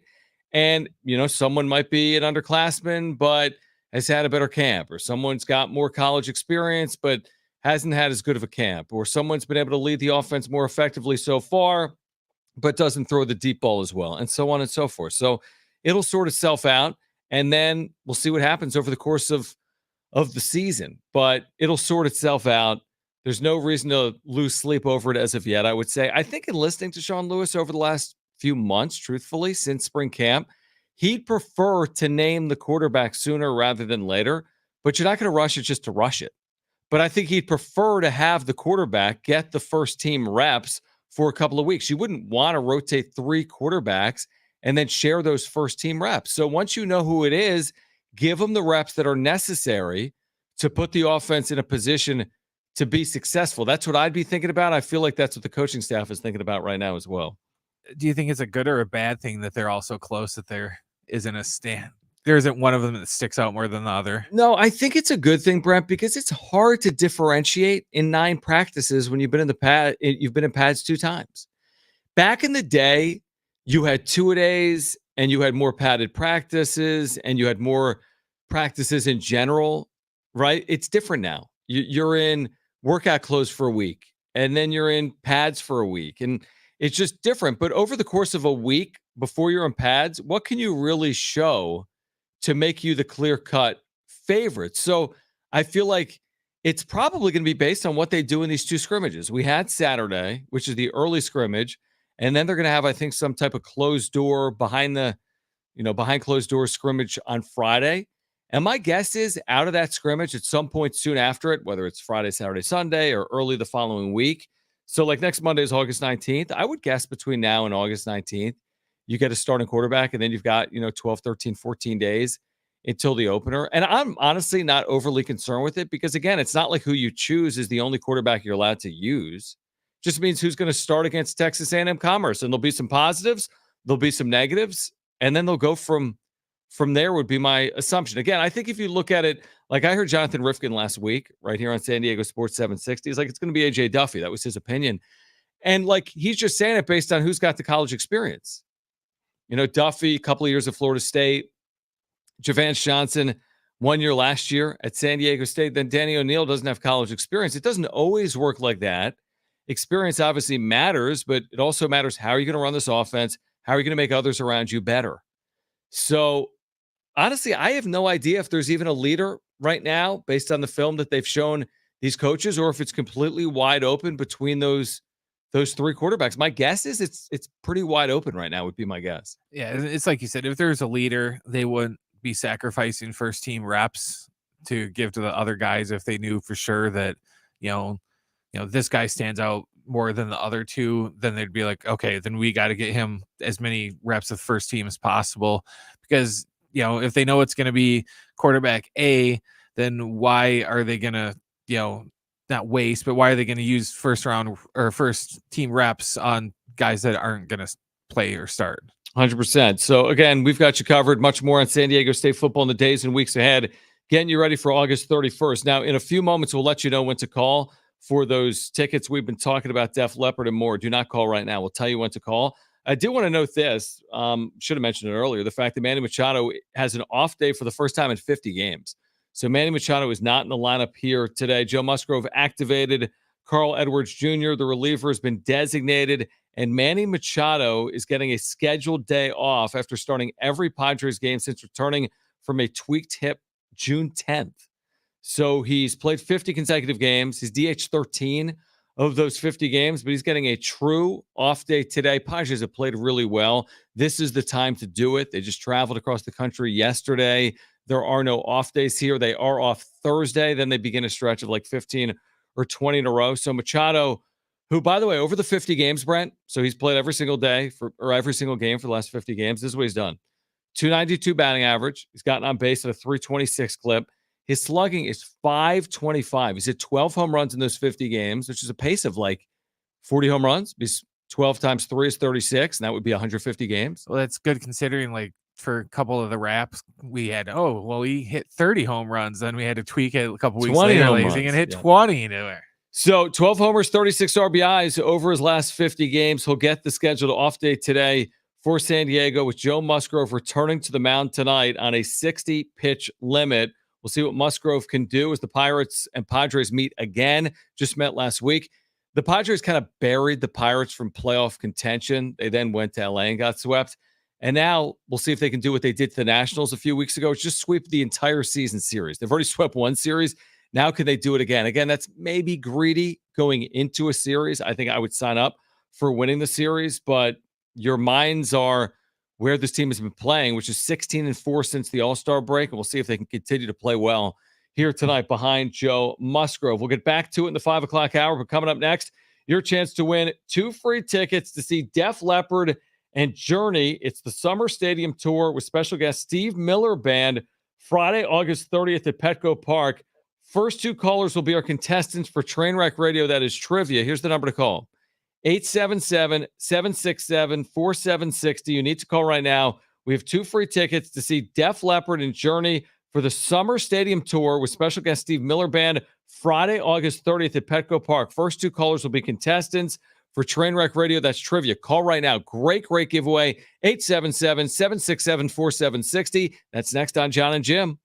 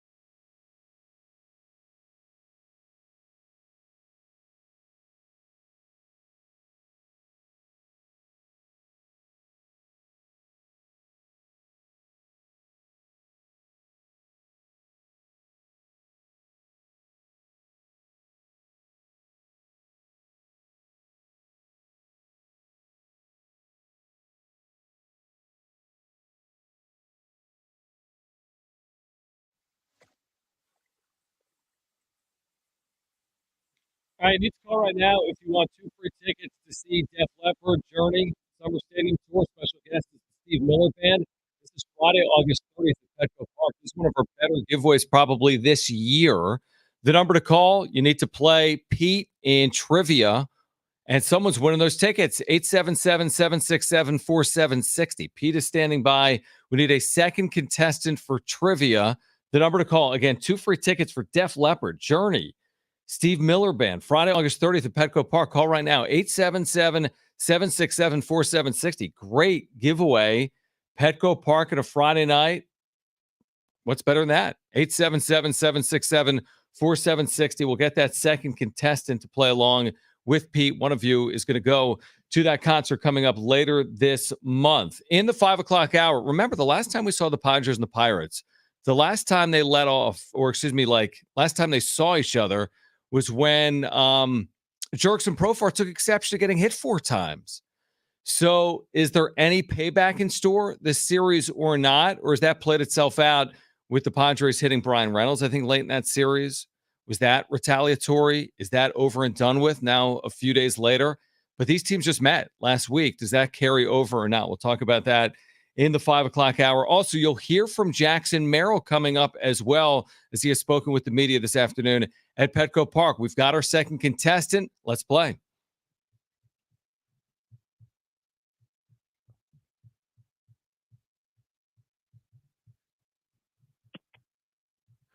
All right, 3 questions, 2 contestants, 1 lifeline. Today's 2 contestants, we have Pete and we have Juan Carlos. Pete, you called in first, so you have your choice of John or John. Who do you want to go with? I'll go with John. Okay. That's a good choice. So I'm the steady quarterback? Yes. Okay. Yes, you guys both have John. This is what we do when you're not here, John, is we play Jim versus Jim. I like it. So I like it. Both of your guys' lifeline will be John today, which is probably good for you guys. Your chances of winning just increased Just went up 50%. All right, guys, today's question. I found this stat today and I loved it. There has only been 9 basketball players in history that have won an NBA title, an NBA regular season MVP, NBA Finals MVP, and won a gold medal. Whoa. Today's question, name any of those 9 basketball players who have done so. So we're looking for somebody that has an NBA title, an NBA regular season MVP, Finals MVP, and a gold medal. I like it. All right, so who's going to start here today, Brent? Will that be then Juan Carlos to get us started? Yeah, Juan can go first. All right, Juan Carlos, you are up first. Both of you have a lifeline. What do you think? I will go with Michael Jordan. Is Michael? Yes, he is on the list. That is a very good guess. All right, part of that Dream Team 92 in Barcelona. All right, good start for Juan Carlos. Pete, you are up trying to tie up the score here. What do you have? I will go with LeBron James. Is LeBron on the list? He is. All right, very good start for Pete and Juan Carlos. Back to round 2. You both have lifelines, and Juan Carlos, you are up. Kobe. Kobe. See, on the list, one of the 9 players. Yes, he is. All right. So 3 are off the board. 6 more remain. Let's go back to Pete. Shaq? Shaquille O'Neal, well done. I was not thinking that. So well done. All right. So we're even up. You both have the lifelines. We're heading for round 3. Larry Bird. Larry Bird, is he on this list? He is. Wow, look at you guys. All right, so that means that we're down to Pete trying to tie it up here in round 3. 5 are off the board. 4 remain. What do you have, Pete? I'll go with Kevin Durant. Is KD on the list, Brent, for the tie? He is. By the way, the 6 names, and great job, guys, and we'll get to a tiebreaker. The 6 names that are off the board, Brent, I would have said, here's the 7th, I think, Steph Curry. Yep, that's okay. correct. So Steph is the 7th. Who are the other 2 now that we're in overtime? All right, the other 2 that we missed besides Steph were Magic, and this was the one that no one would ever get, Hakeem Olajuwon. Wow, that's an amazing list, though. Yeah. That's an amazing list of players. Only 9 have ever done. Yep, only 9. That. I saw that this morning. I was just like, oh, there's our train wreck for today. Wow. Okay, so we're going to get to the tiebreaker, right? Yep. Tiebreaker is going to be a little different today because you guys both had the same partner. So the way overtime is going to work today is I'm going to ask another question, and we are going to assign you. Pete, you are going to be with John, and Juan, we're just going to pretend like Jim is here today. So Pete, you're going to yell out John, and Juan, if you know the answer, you're going to yell out Jim, even though he's not here. Okay, you guys got it? Yep. Okay, today's overtime question. And once again, whoever yells out the name first, you're going to win the game by getting the question right, or you're going to lose by getting it wrong. All right, here we go. Today's overtime question. In what country are the 2026 Winter Olympics?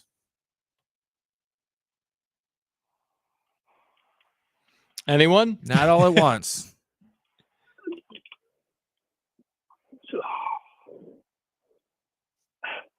No idea. Should we just guess, Pete?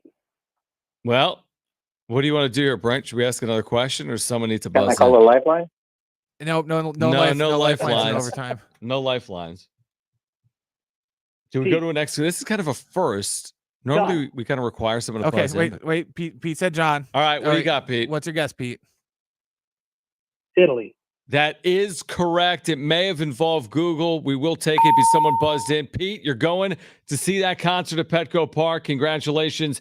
Def Leppard, Journey, Steve Miller Band, Friday, August 30th, Petco Park. Yeah, it's kind of tricky. Like Winter Olympics don't get the same buzz to me as Summer Olympics. They're always in they're not in massive metropolitan areas because they're in the mountains. So it's in I don't know, a series of towns in Italy. You know why I think the summer gets more buzz than the winter?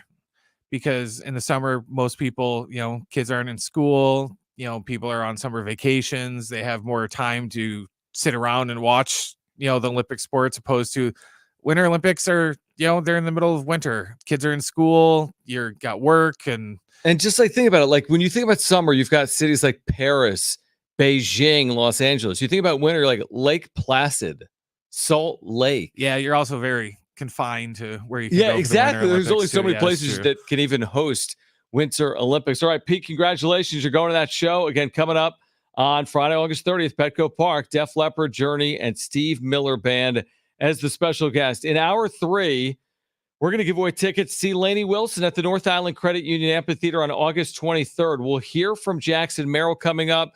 Will there be any retaliation this week between the Padres and the Pirates after Jerkson Profar was hit not one time, not 2 times, not 3 times, but 4 times last week at PNC Park in Pittsburgh? Joe Musgrove returns to the mound tonight. Padres-Pirates game 1 coming up at 6:40. We're getting you ready on the other side. Hour 3.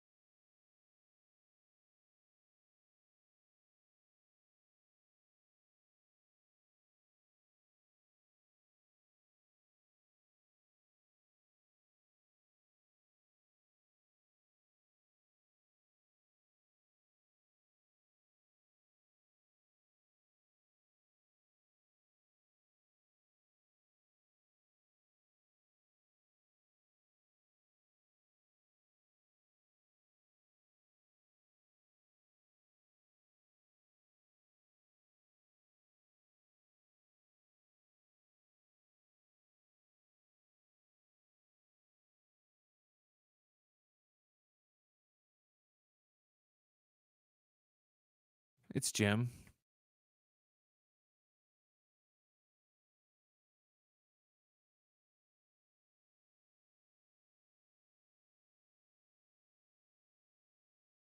No.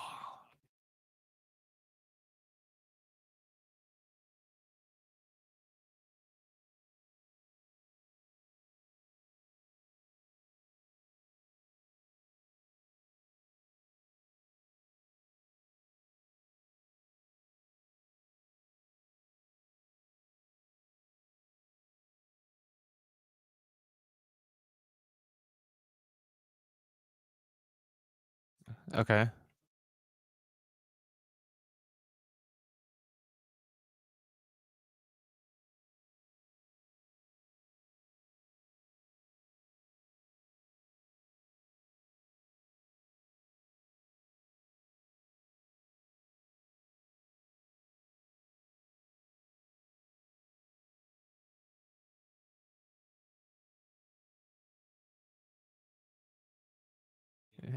Oh, it's Seton Hall. If you're Monty.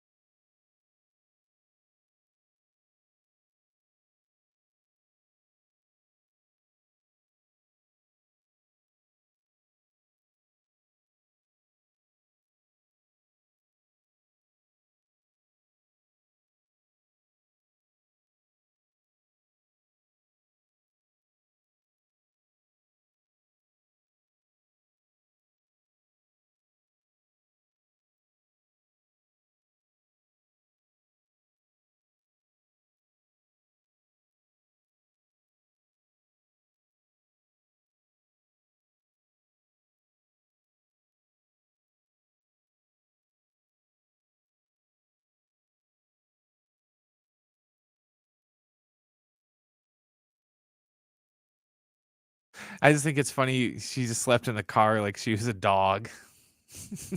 just crack the window down a little bit.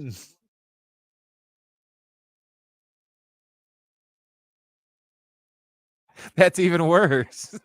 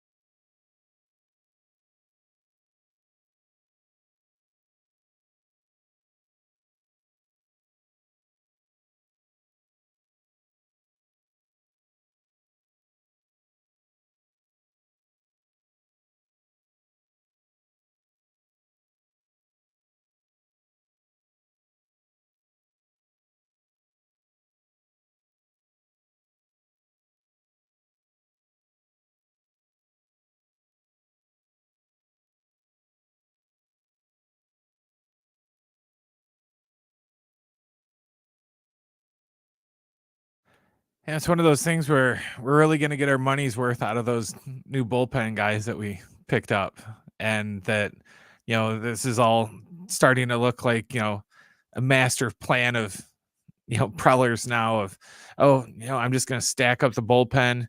So then if we have starter issues, we'll be able to just go and we'll just, tough through it pretty much. And, it's just another piece of adversity for this team to overcome. And, I've been saying it for weeks that, previous year's teams, I don't think they've, they'd handled adversity as well as this year's team is. And this year's team, it doesn't matter, what you throw in front of them. They just let it roll right off their back and they just go out and they just keep playing.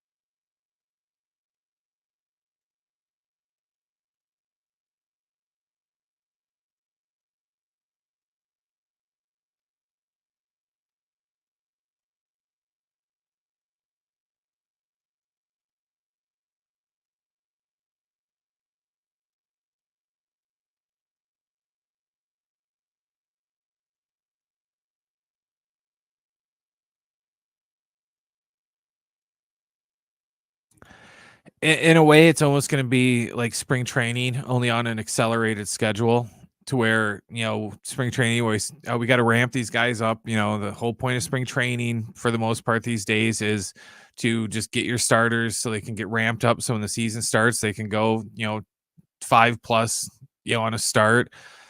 That's it. It's what it almost feels like, to where it's like, no, well, just go out there and, we're gonna get you worked up, and, only instead of getting you built up for opening day, we're gonna get you built up for, the last 4 weeks of the season, for that stretch, right? That crunch time stretch, pretty much.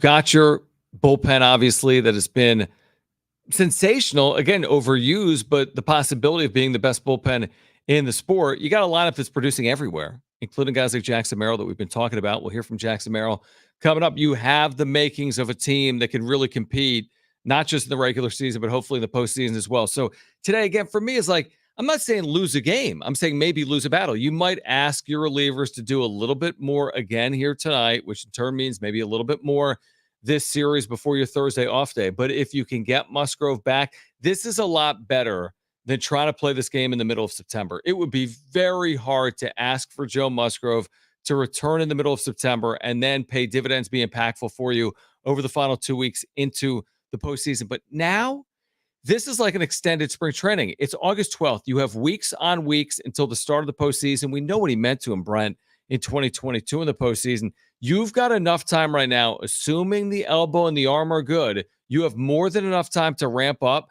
to be one of the best pitchers on the staff by the time the postseason starts.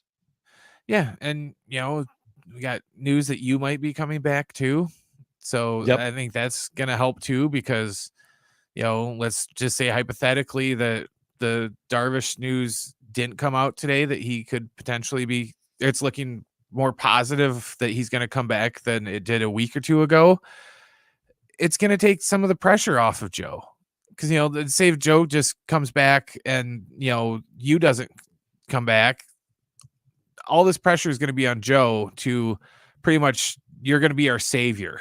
we're going to put you in there, and we're just going to expect you to come in there and just be the ace right away. And we're going to put it all on your shoulders, opposed to if him and Darvish come back, they can split the weight. They can split the weight a little bit. They doesn't have to all be on Joe's shoulders, or it doesn't have to all be on you's shoulders.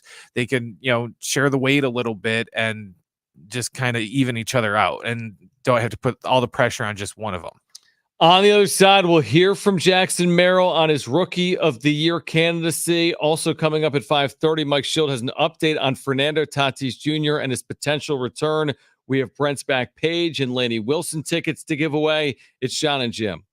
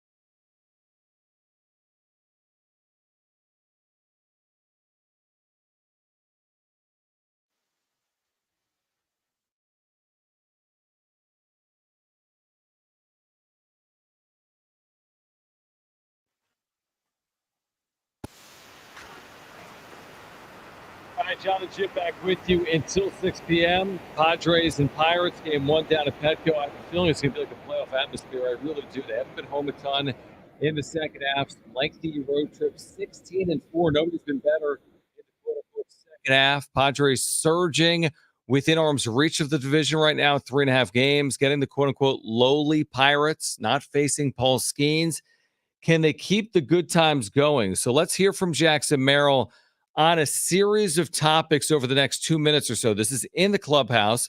It finishes with him being asked about Rookie of the Year. What would it mean? So let's take a listen to Jackson Merrill on his play, the team's play, on the Rookie of the Year, and more.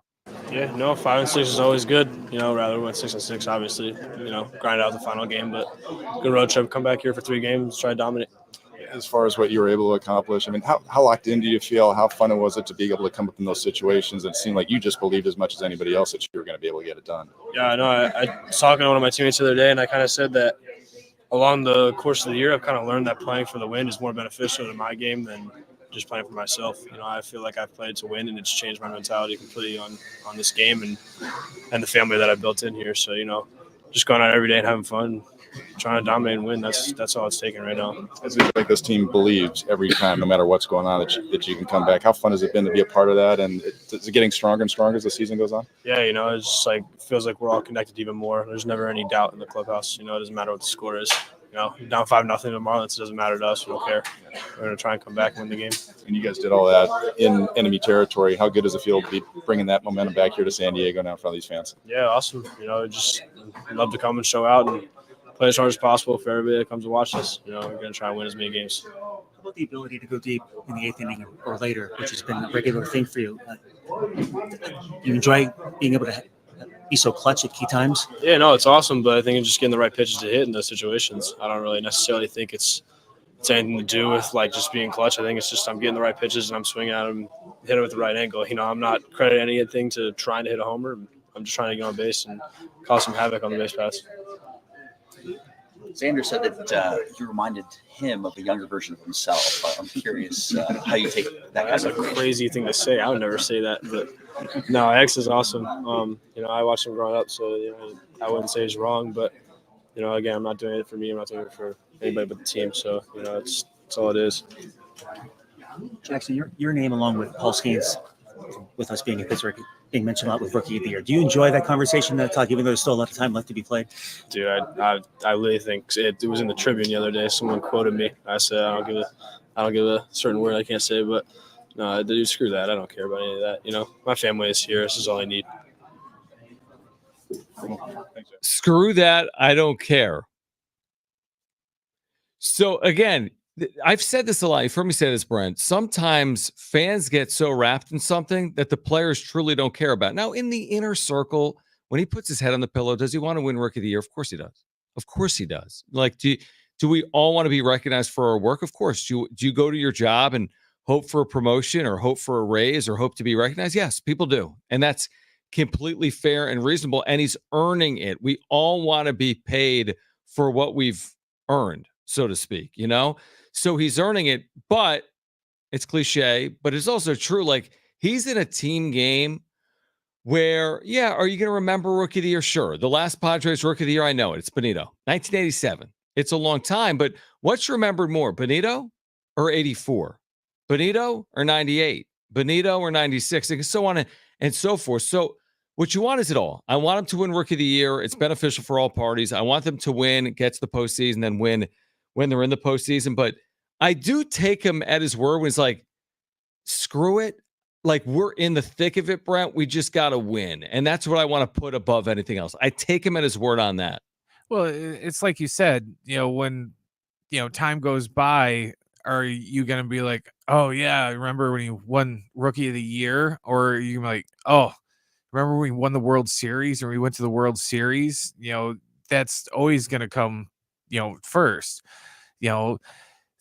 Same with you think I would, Chris Bryant won, National League MVP, so it's okay if we don't win the world. No, I'd rather, have had him win, or I'd rather have the Cubs win the World Series than that year when he got the MVP. We got lucky and he did both. Sure. But, it's just one of those things where you have to look at the big picture. And, in 10 years from now, do you just want to, be like, oh, hey, we're, they always do with 98. We're going to celebrate the time when, Jackson Merrill won Rookie of the Year? Or would you rather, show up for a bobblehead celebrating the 2024 team that went to the World Series? And like you said, you'd prefer both. And, I think when Padres fans look back on, moments like when you think about like the summer of your life as a fan, it very rarely has to do with any one individual and almost always has to do with the team's success.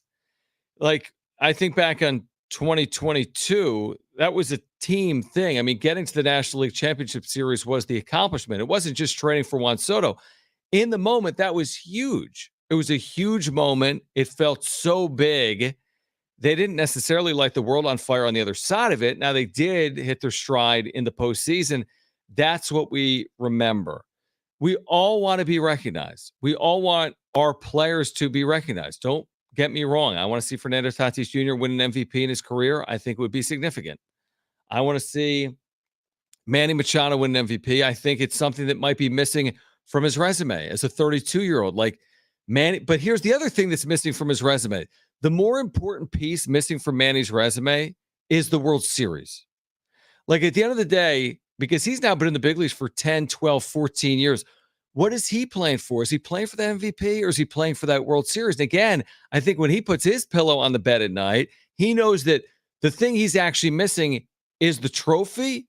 Again, you'd love to get both, but he's trending for all the personal awards, the 3,000 hits, the 500 home runs. What he's missing is something Xander Bogaerts has done twice, and that's that World Series title. Well, and, I'll call it a team award because that's what it is. But that is, it gets brought up from time to time about, oh, well, is Manny a Hall of Famer right now?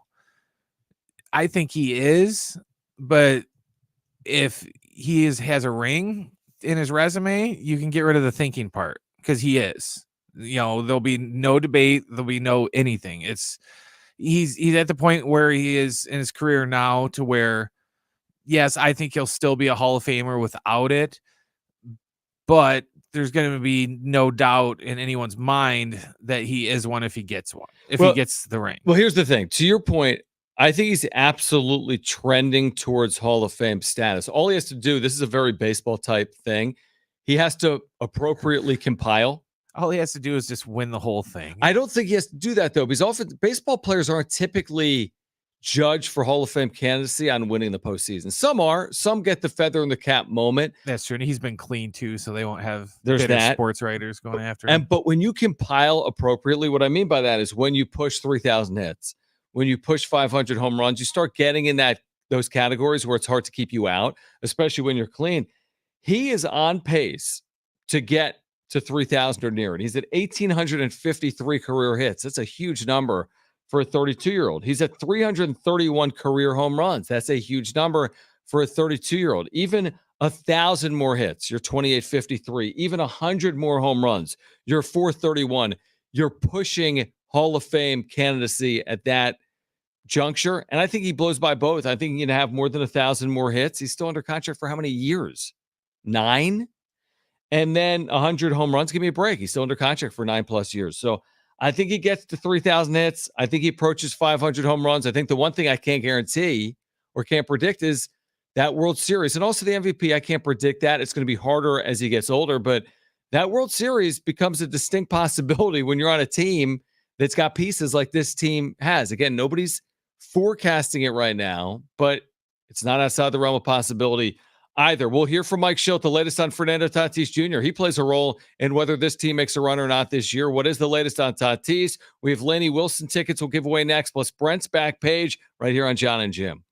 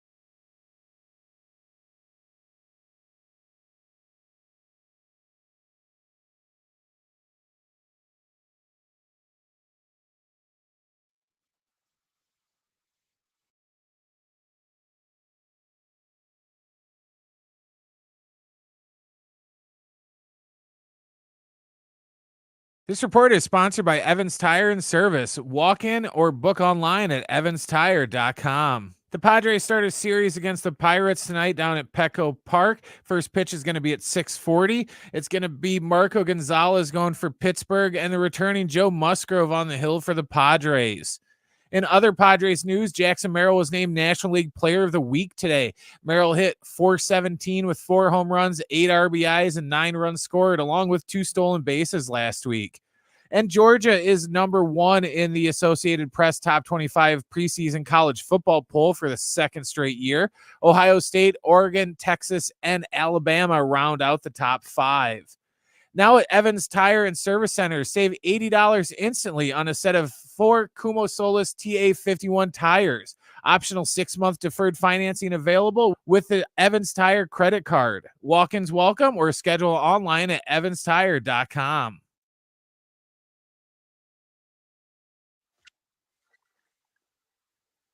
All right, we'll give away Laney Wilson tickets within the next 10 minutes. This concert coming up this month, August 23rd. That's just really days away. Laney Wilson, North Island Credit Union Amphitheater, August 23rd. Jon Jim, Sans Jim, he is back, expected to be back tomorrow here on the show following his honeymoon. He's been in Switzerland, he's been in Italy, and now he's back in San Diego. So Jim will return. Now, remember, if the Padres lose tonight, it has nothing to do with Musgrove or anything that happens. It's all on Jim at Jim Russell SD. So remember that here tonight. Fernando Tatis Jr., we've spent so much time on Musgrove today, on what happened yesterday in Miami with the home run that was overturned, with the way Jackson Merrill's playing right now. Fernando Tatis Jr., it's not that he's forgotten. He's really not. Everyone knows that if you get him back, you're in a better spot. But they've played really well without him. Now, Mike Schilt did speak with the media earlier today. He's got an update on Fernando Tatis Jr. Let's take a listen to this. No, I talked to Scott Hacker, our physical therapist, a little bit today. I want to, circle up with Toddy, but he's back from Arizona where he's been the last week today, and we'll sit down with him and revisit his plan. But nothing new. Is there any MRIs on the horizon for him? That'll be part of the conversation, but nothing I'm aware of. All right, so the update is nothing on Fernando Tatis Jr. I think it was Dennis Lin in that feature with Marty earlier today where Dennis, or it may have been Friday, where Dennis said, you're probably looking at September. We've heard Kevin, our Padres insider, say something along those lines that, yeah, they expect him to return at some point in September. I'd say the same thing, Brent, about Toddy that I would say about Musgrove. It's a little easier with position players to get that regularity back a little quicker because you play every day. But you get Toddy back mid-September, Brent, you're like, man, you're asking a lot. You're really asking a lot. Get back September 1. Okay, you got the full 30-plus day ramp-up, hopefully, to the postseason, and maybe you get him back to being the player he's capable of being. I just feel like you're asking a lot of a guy that's going to miss months if he doesn't come back until September 15th and say, hey, play right field every single day, hit for power, hit for average, help us win, and help us win once we get to the postseason as well.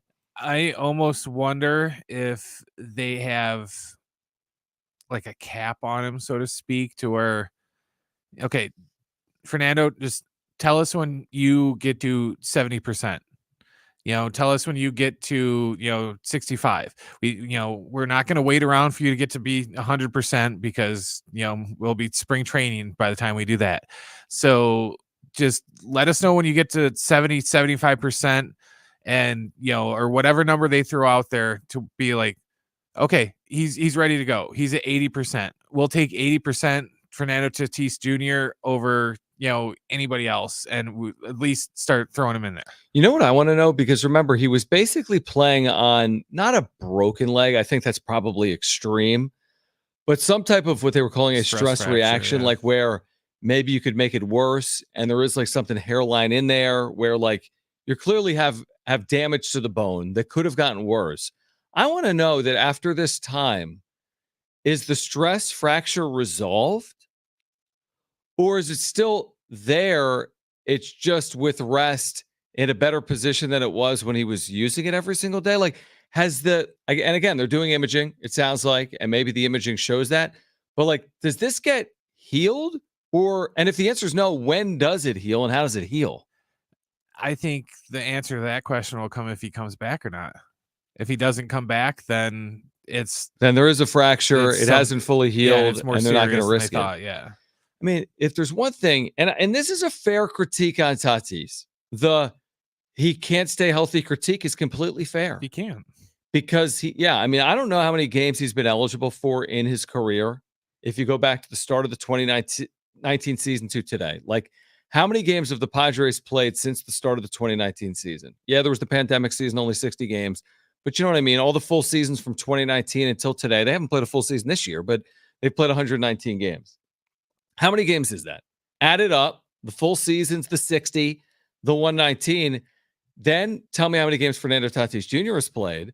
What percent is that based on total games played?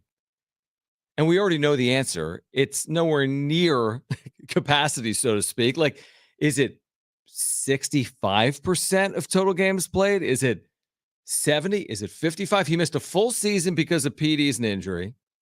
He's missed a half season as a rookie.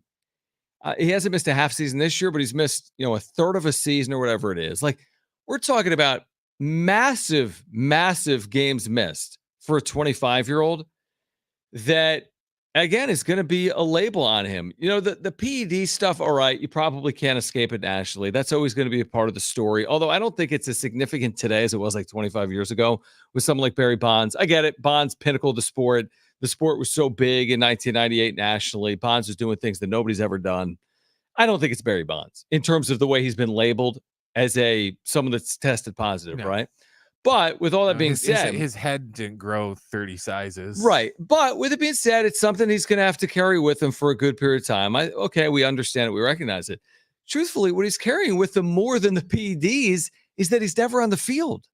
That's the story more nationally, where this is a guy, and I don't think this is a good thing to say about someone like, man, when he was on a field, when he was on a court, he was as good as anyone. He just couldn't stay on the field or stay on the court. Like, you're going to look at his per game averages, quote unquote, which nobody talks about in baseball, but like his home run numbers, his hits, his slug, his power, his RBIs, you're going to be like, wow, he had a lot of homers considering he only played this number of games. But how much is he leaving on the table, so to speak, because he just hasn't been out there? Well, that's one of those things when everyone was debating on whether they needed to rush to lock him down, even though he was under control. That, I know I brought it up a couple of times and some other people did, about how maybe let's just give him one season and let's just see if he can play, 80% of his season without getting hurt. And everyone's like, oh, no, don't worry about that. He'll be fine. And he still hasn't played, even an 80%, of the season, to where it's like you said, he's always hurt. And it's to the point to where that's like his biggest knock. Because I agree. I think that, people will forget about the whole ringworm medication thing. I think that the fact that he's hurt all the time is going to stick out more. Well, okay, so to that point, I just looked this up. So Machado, we talked about his career. He's known as a gamer, right? He plays basically every day. It's funny we say that he's not playing today. Scheduled off day, but he's a gamer. Let's be honest. That's what Manny Machado will be remembered for at some point, staying on the field. So he's hit 331 home runs, Brent, in essentially 1,700 games, okay?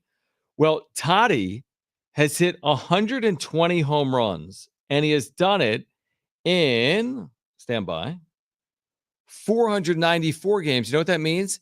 He would have hit 400 home runs in Machado's same career games. That's his pace. So Machado's hit 331, big number. Tatis would hit about 400 if he kept that pace through 1,695 games or 1,700 games. Problem is he even going to get to that number of career games? Or are we going to say, well, he played in 1,400 games and he hit 350 home runs. Imagine if he would have played in 2,000 games or 2,500 games. He would have hit 500 home runs. He would have hit 600 home runs. Unfortunately, he just can't stay healthy and he can't stay on the field. We'll see if they get him back in September and if he can make an impact for the Padres in the stretch run. All right, call right now. We have 2 free tickets to give away to Lainey Wilson. Lainey Wilson, North Island Credit Union Amphitheater, August 23rd. If you want those tickets, caller 1. They are yours. First caller to 877-767-4760 has 2 free tickets to see Lainey Wilson at the North Island Credit Union Amphitheater August 23rd. The number to call, 877-767-4760. Call right now. First caller, they are yours. 877-767-4760. We'll get to Brent's back page. That's next on Jon and Jim.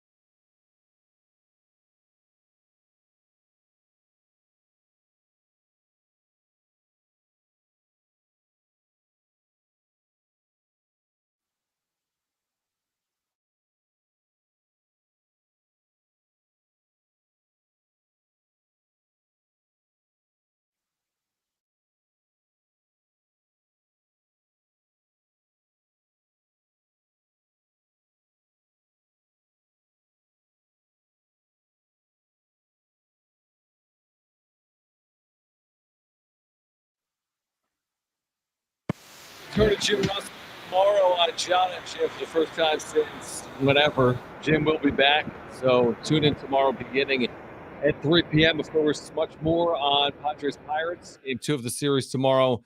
And of course, we'll have a wrap-up show for you tonight on YouTube as well. How about this before we get to Brent's back page? Kyle Shanahan saying that kicking the ball out of the end zone, remember the new kickoff rule? Yeah. He said kicking the ball out of the end zone and giving up the 30 is a quote-unquote hell of an idea.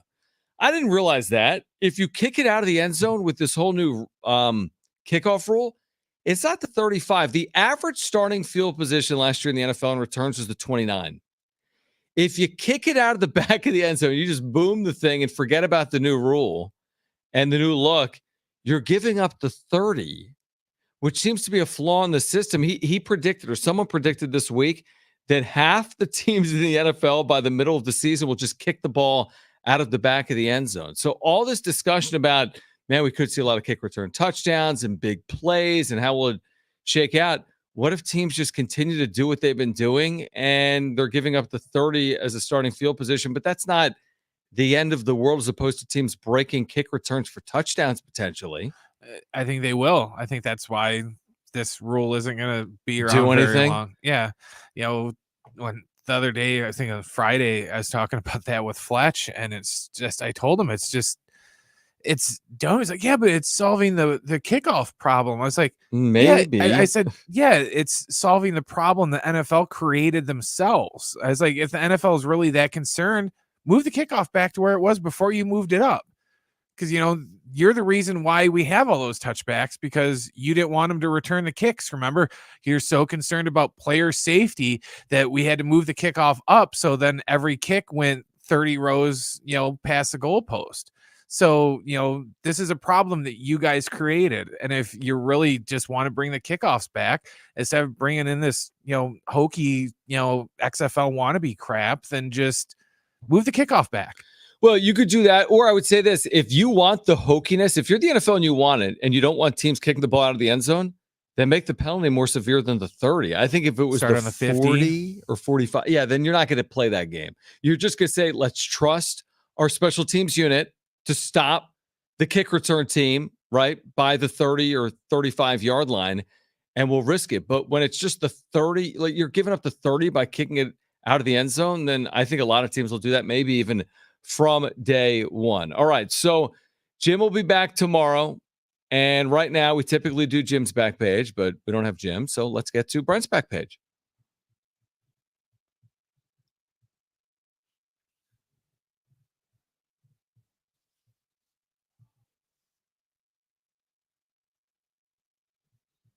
I got a couple bear stories today. I don't know. Bear or bears, like Chicago? No, like the animal. The animal, okay. Yeah.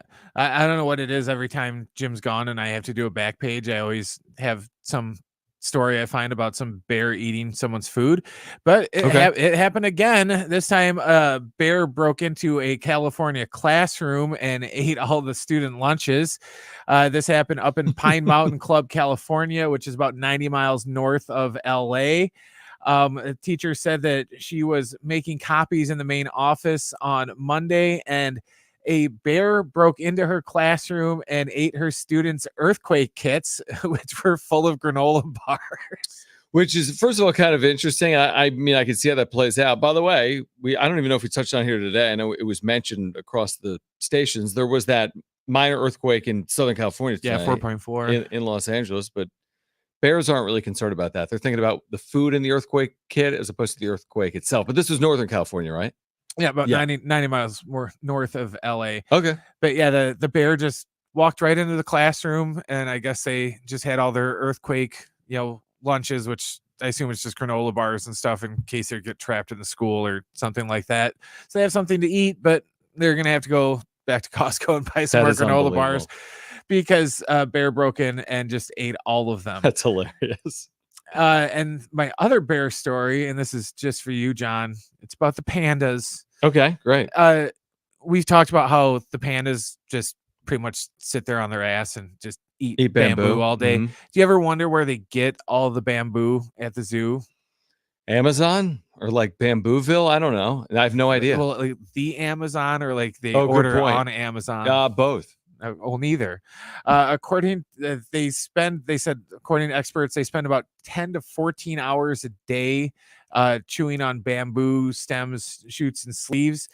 It turns out the zoo grows their own bamboo. According to the Wildlife Alliance, the bamboo is homegrown at both the Balboa Park Zoo grounds and at the San Diego Safari Park.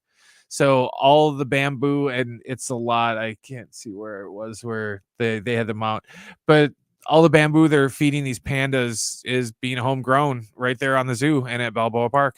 Here's what I want to know real quick on that. Do you have anything else in the back page? Nope, that's it. Okay, here's what I want to know.